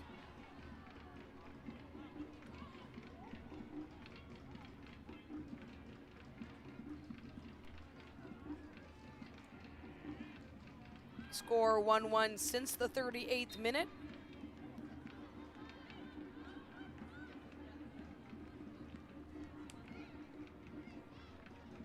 And the energy at York Lions Stadium certainly not let up. Non-stop drumming and cheering since the match began. If you're just joining us, I'm Daniela Ponticelli alongside Jess Lisi, and now running up to get ahead, Kaylee Hunter. My goodness, a dangerous threat. Annika Toth able to clear it out. Could she have set up her team for success here? Miller in the 1v1. Well defended by Hansen there. It's a quick transitional moment for Halifax. They did well to be able to get that down the other side, but Miller not able to defeat Hansen on that 1v1. Okoronkwo brought down by the tackle. Sarah Olai. And Olai has to be careful. She was booked early on in this match.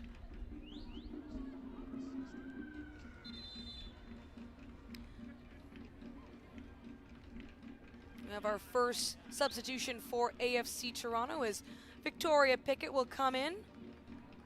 Sarah Stratigakis heading out.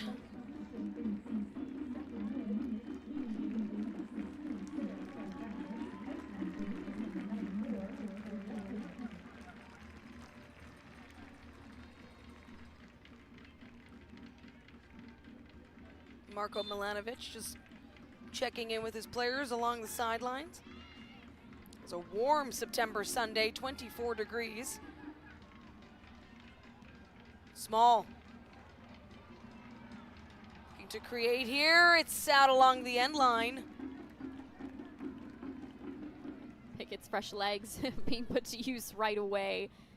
She's also somebody that has an insane amount of pace. You do not want her breaking the line and driving forward. Her IQ has proven to be very hard to deal with when she makes decisions. They're typically the right ones. So she's definitely a player that they have to be aware of now, especially as she is fresh coming into this one. Pickett from Barrie, Ontario, 1 goal, 4 assists on the season. One of those assists earned in a match against Montreal, or check that, Halifax rather, right here at this field on June 21st.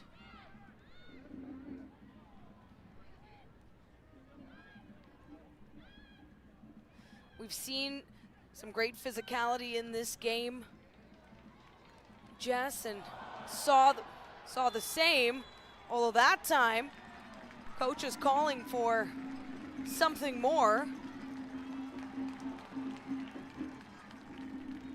And it'll be Addie Wickers who's booked for that one. Second yellow card of the game for Halifax.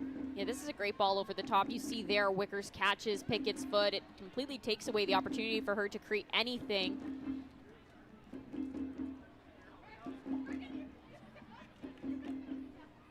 I was going to comment on the fact that the game last night between Ottawa and Vancouver was incredibly physical, and just it might be something to anticipate that the physical play intensifies rather as we inch closer towards the playoffs. It also, Daniela, and not to be that person, but it did in the run of play look like the yellow was well deserved, that Wickers caught her foot, but when you slow it down a little bit, it also looks like Victoria Pickett might have tripped over her own foot. Either way, it's resulted here in a kick for AFC Toronto. This is huge. Esther Okoronkwo looking to regain the lead here, or at least help. That ball cuts right through traffic. Hunter can't get ahead on it. I mean, Toronto. What's that now, like 3 or 4 header attempts there for Kaylee Hunter? Yeah, this is a good delivery into the box. Okoronkwo puts just enough spin on it. You see some physicality there on Hunter's back. She gets pushed off balance-wise, but Toronto again getting a little lucky with that call. When you do watch it back, Daniela, there wasn't any contact from Wickers. It was Victoria Pickett tripping over her own foot. So Halifax able to stave off any goals from that play. And yet again, AFC Toronto mounting the attack once more.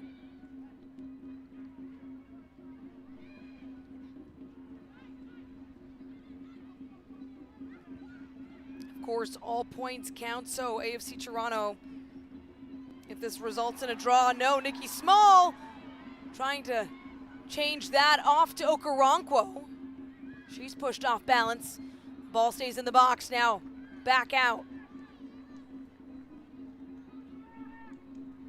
That all started too with Zoe Burns and her recognition of splitting those two defenders, and that just shows again the quality that Toronto has in all areas of the field. There's players at any given moment that can change the game, and that's actually something that Coach Hart mentioned to us. You have to be aware and be able to take away those little battles and those little wins in these games, because facing off against such talented players is a win on its own if you're able to shut down those 1v1 opportunities. And we're seeing it here, just how many players are capable of creating for Toronto.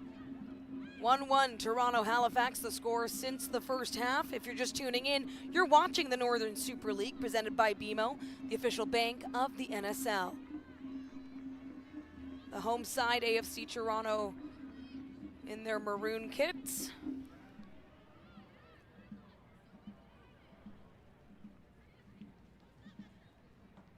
I asked you before the match, Jess, in terms of expectations, when a team comes off a 7-0 victory, you're not expecting that same kind of output, but in some ways it could set up, there's always that idea of consistency, complacency, and how to keep pushing, especially rolling off such a big win.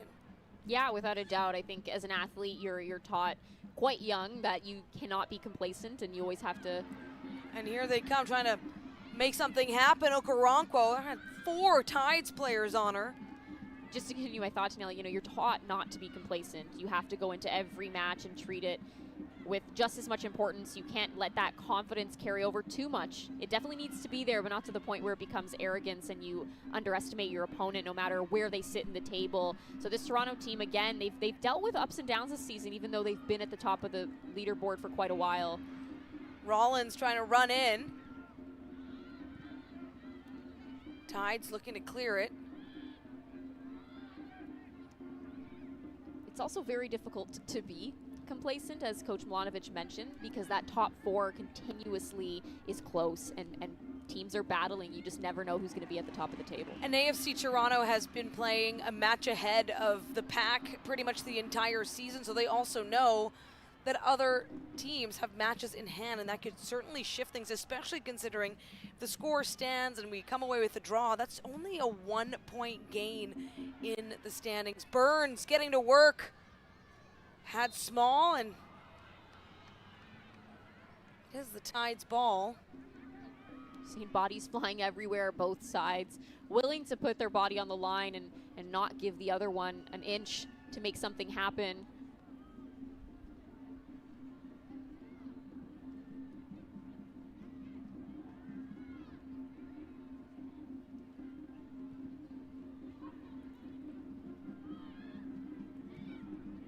Great ball, puts it in Toronto territory, sent back quick. Norcus looking for the feet to Seto. It's intercepted. Victoria Pickett in with those fresh legs. Okoronkwo taking it to the far side. Sarah Olai locked in on her. Pickett once more with a quick touch. Little give and go. Forced to send it back to the midfield here. Soto for Rollins. Up to Burns.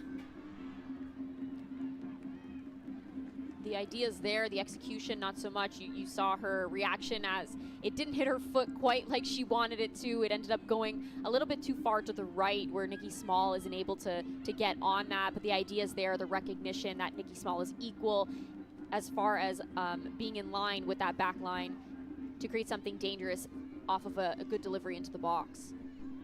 Sarah Taylor passes that off, trying to find room in the middle. It's well done by Pickett. Now Hunter looking up.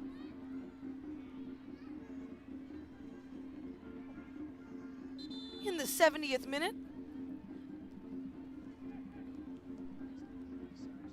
And we'll have a substitution here for Halifax as Tiffany Cameron checks out with a goal as well, her first in the NSL, and Megumi Nakamura comes in. Sid Kennedy also done for the day. Amanda Allen, number 10, subbing in.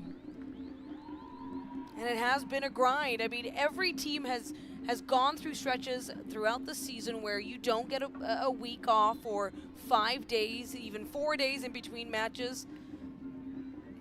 Tides last played Thursday night, so truly a very short turnaround.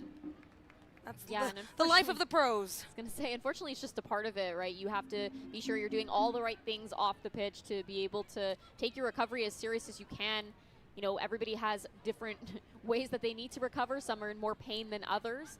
Obviously, substitutions now are able to help, and that's something that Hart has been mindful of and how he's been rotating. Cedeno with a great touch. Try to drive it out. Possession was about 50-50 entering the second half. It's certainly tilted in Toronto's favor here. They've been the team in control, the team in charge.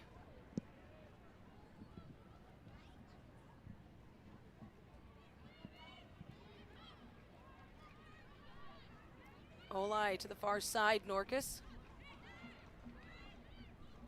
Finds Cedeno.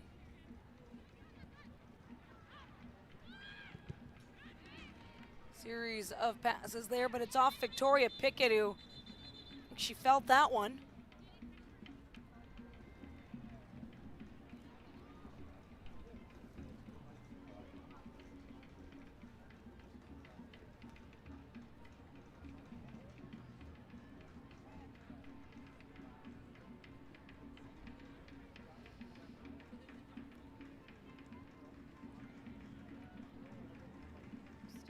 Quite a bit of discomfort. So the team will just take a quick Quick break there as Pickett is being assessed. I think she may have potentially rolled over her own ankle or landed a little strangely after that ball had deflected off of her.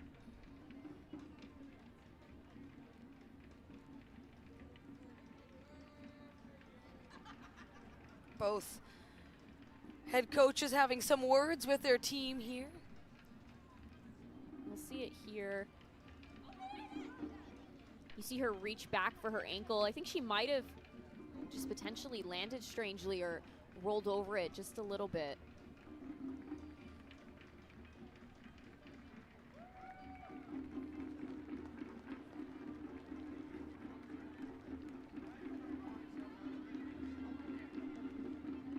Halifax goalkeeper Annika Toth. She's done well today, made a couple big saves. Scoreline definitely could have been a lot more when you look back at the opportunities that Toronto didn't capitalize on. And it's tough because one of the stats that can be good or bad is just how many saves you make. If you're a goalkeeper who has the most saves, that often sometimes means your defense hasn't been able to do its job, and Annika Toth is among the league leaders in most saves. So the volume of saves that she is forced to make, it's tough, but she's been able to do what she can, stepping in about mid-season, right, as their starting goalkeeper.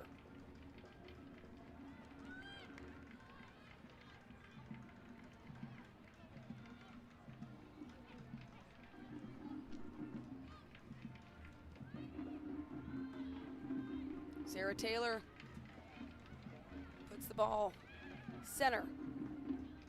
Olai. Norcus from distance, trying to find a way in, has Nakamura, and a fresh Nakamura at that.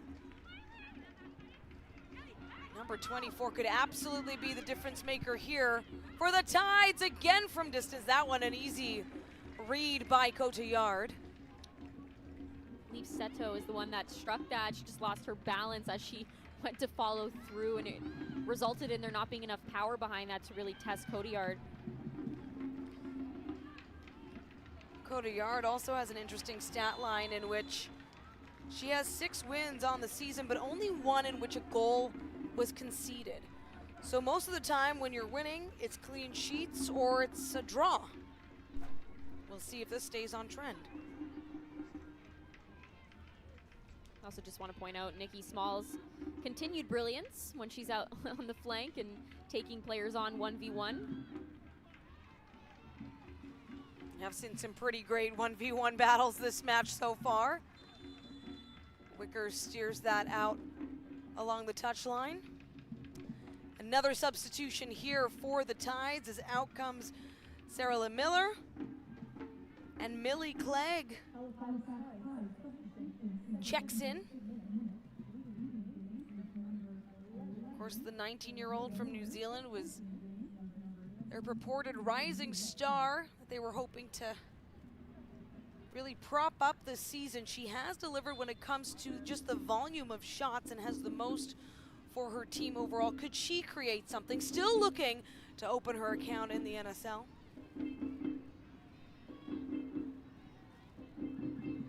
Nakamura can't hold on. Supported there by Allen, taken away by Soto. Valeron forced to send the ball back to Toth.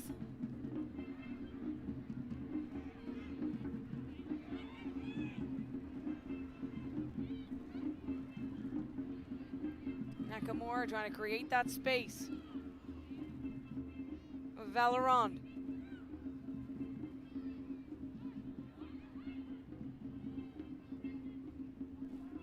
Now Seto. Lost along the edge of the box, and Okoronkwo. Seto should have, or Cedeno, excuse me, should have let that ball run through. Instead, she gets a touch on it, and it sort of messes up her teammate in being able to get anything dangerous.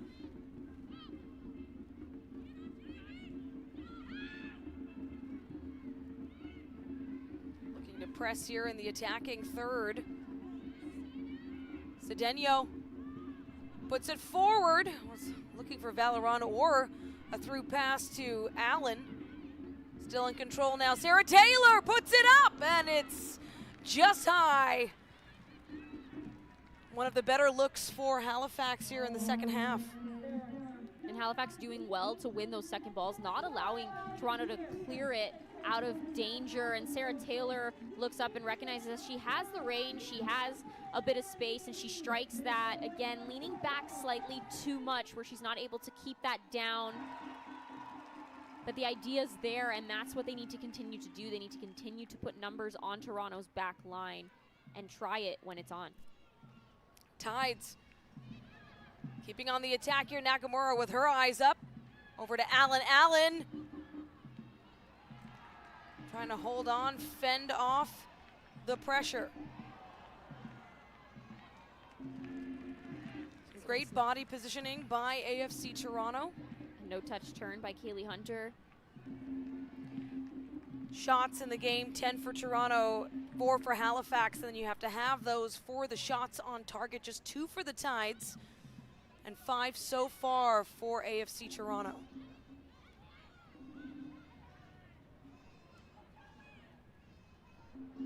Amanda Allen nearly making something out of nothing. Hunter to Okoronkwo. Hunter looking to get ahead. Wickers. Well done by Wickers. Getting in the way, disrupting that. Croy Soto flies in. And then on the other end, well read by Soto. Yeah, small.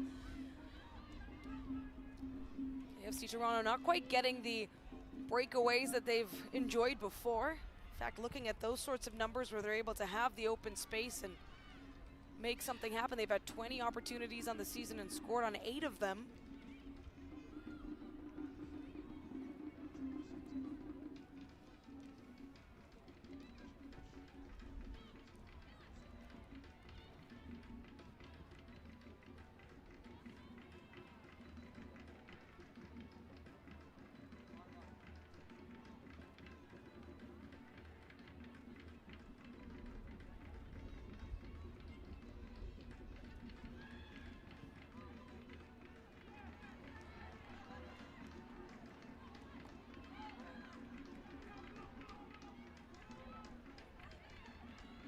Burns keeping it away. It's Rollins. Plays it right back to her. Amanda Allen. So strong on the ball.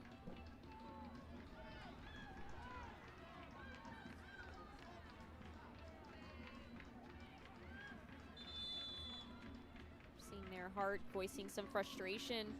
Nakamura was caught up a little bit. I believe that was Rollins and Soto that were holding on there, not letting Nakamura get away.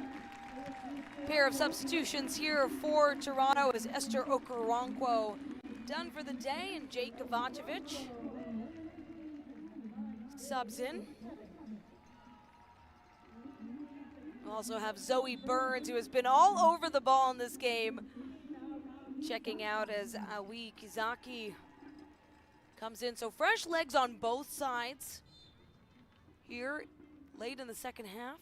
And both players that were able to have a hand in that 7-0 win, and Kovacevic scoring her first, and Kizaki actually being able to get the assist on Okoronkwo's goal. Will the depth shine again here at home? The difference between 3 points and 1, or none, I should say.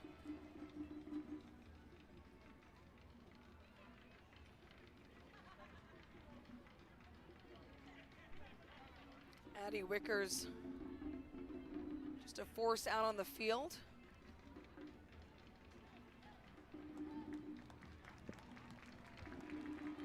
Very physical match here for 17-year-old Hunter.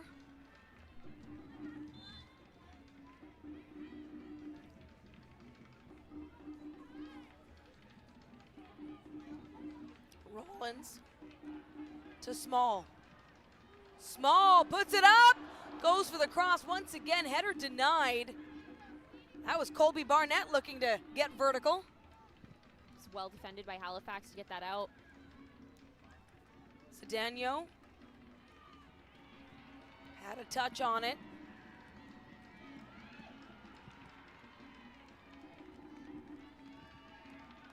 Wickers will just boot that out the far sideline. You never love to see your center backs do that, but in that moment, that was the best decision. She had Kovacevic right on her back. The touch did start to roll away from her just a little bit. She's facing her own goal. It's the best thing to just get it out.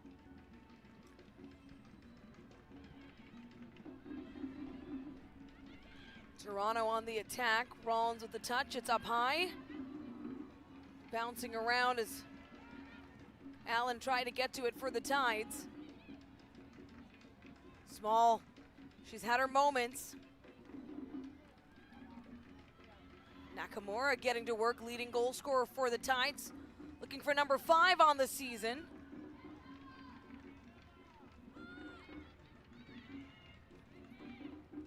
Valerand to Sarah Taylor.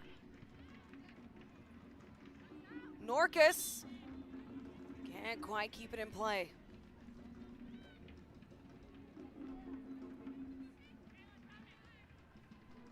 A lot of Toronto Red Shirts getting back to play their role in their defensive responsibility. Made it very hard for Nakamura to find any sort of option to create a dangerous opportunity.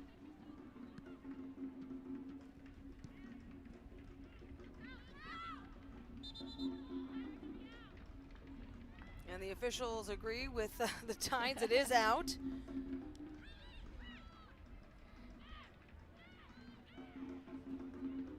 we enter the 85th minute, still a 1-1 score.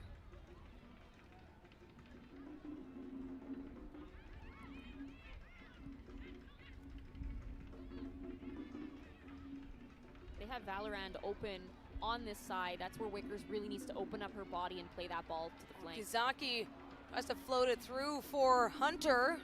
She goes down. Ball still in play.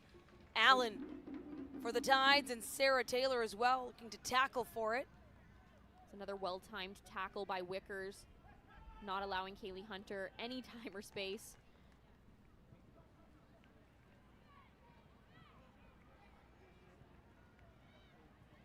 Toronto aggressive here, looking to jump on an opportunity. Pickett to Hansen. Kazaki, and they'll just trade passes.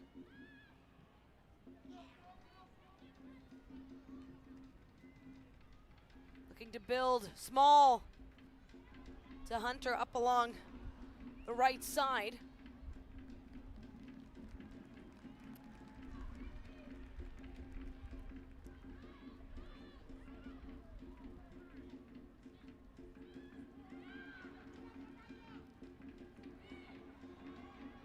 Big ball from Sarah Rollins, grabbed out of the air by Toth.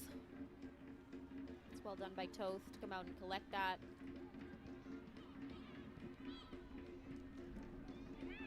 Kudos to the fans with a non-stop drumming all match. The heartbeat of this game. Energy has been high, the back and forth very clear here.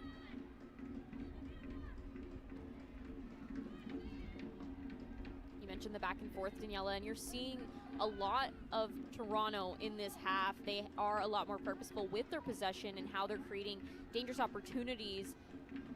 But Halifax has done everything to disrupt their rhythm, everything they can do. They're trying to disrupt it, go the other way, but they have to clean up that final pass. I know I've mentioned that quite a few times about this Halifax Tides team, but that is what continuously lets them down. The build-up play is there, and then that final decision and execution of the pass hasn't been coming together. I mean, these are two teams sitting at opposite ends of the table, and they have been for long stretches for AFC Toronto, 12 straight weeks, leading the league. And for the Tides, it has been 72 days since they've tasted victory. They are 1 goal away. It feels like changing that today. It's the beauty of this sport, though. We talked about the small victories for Coach Stephen Hart, the fact that a member of the Halifax Tides has now scored a goal against AFC Toronto, that belonging to Tiffany Cameron. And if they can hold Toronto to a draw, it'll be the first time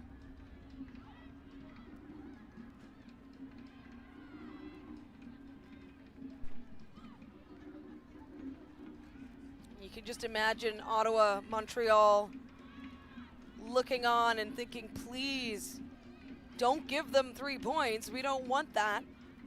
Just extend that lead atop. Norcus from distance.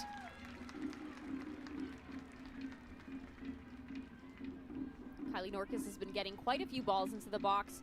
That actually led to their first goal. So her delivery into the box has been good so far this matchup. That one going to no one and straight into the arms of Cotillard. So there still has to be that recognition of where the runners are and if there are any runners. Otherwise, that ball is just another wasted opportunity at creating something. Small in front of the Tide's bench. Throw into Regan. Quick touches here, Rollins. Back to Regan.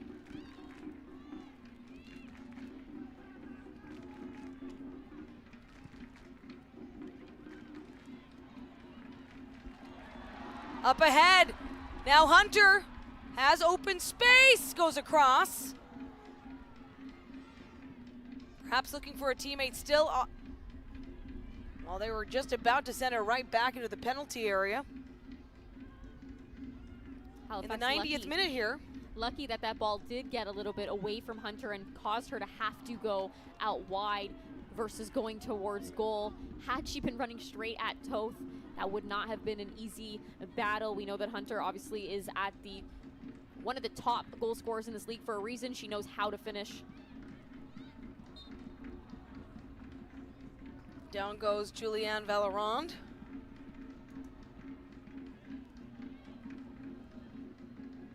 Be entering stoppage time soon enough. Nakamura.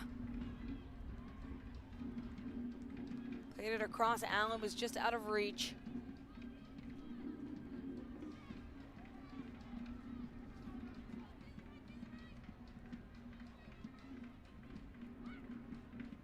Cedeno, a 19-year-old trying to play through the pressure, will have a minimum of 6 minutes of extra time. Definitely time to make something happen here for either side. It's been back and forth.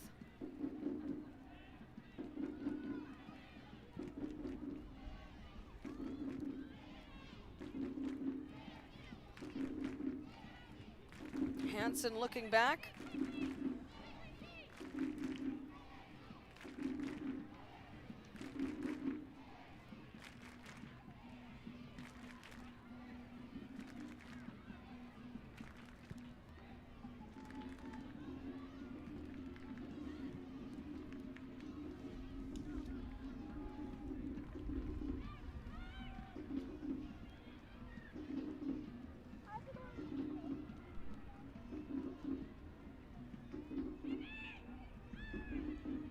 One minute down, Seto. His turn. Finds that space. And Millie Clegg just can't find a way to strike. She opts to go wide there and try to play Allen instead of striking that on frame. Or excuse me, that was actually Seto. She wasn't able to get that strike off, but in those opportunities when you're inside the 18-yard box, you want your forwards to attempt to strike it, to have the confidence to do so. Small. Sends it up, here's a chance. Kovacevic skies it, but what an effort there by AFC Toronto.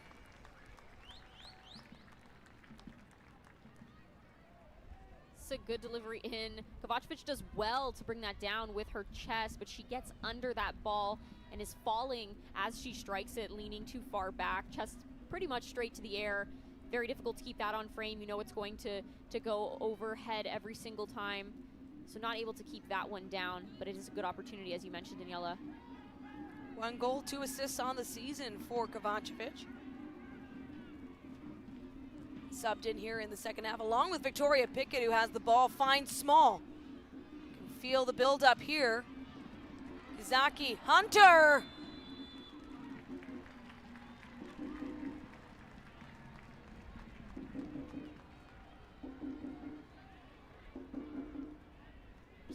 tripped up there just a little bit by Valorant.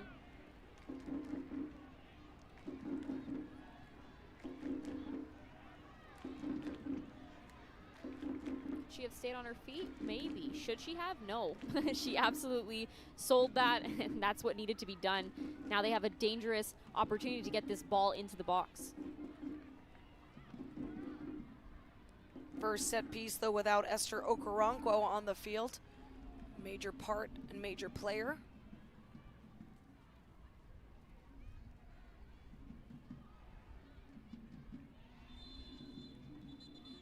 Awikizaki will take this for AFC Toronto when the time comes, but trainers on the field here.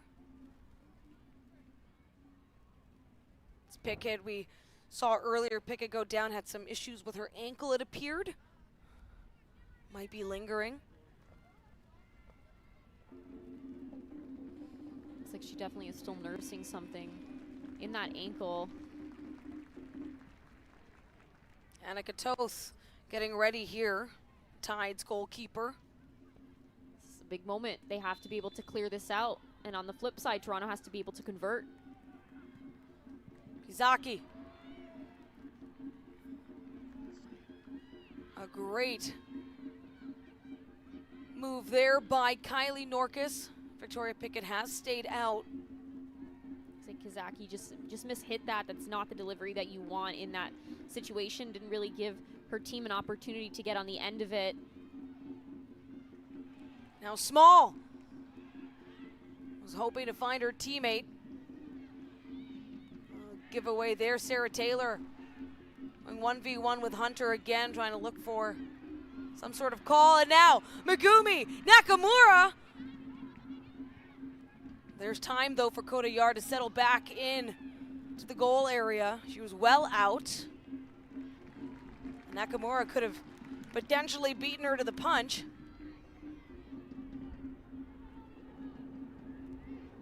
Kovacevic's pass taken away there by Norkus.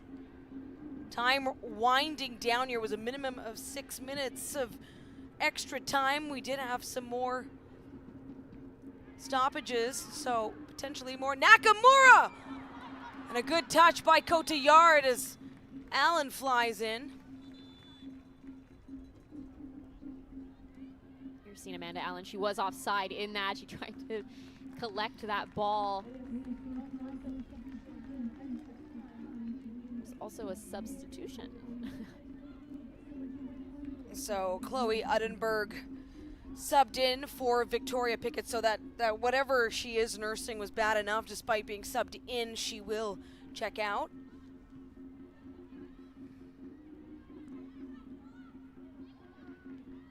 Small up to Hunter, and her quick touch. Now Valoron's ball.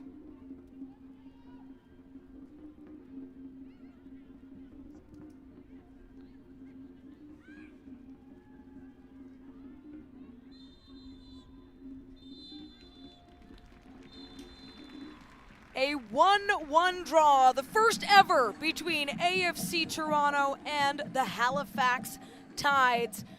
Tiffany Cameron opening up the scoring for the visitors before a penalty goal by Esther Okoronkwo evened things out.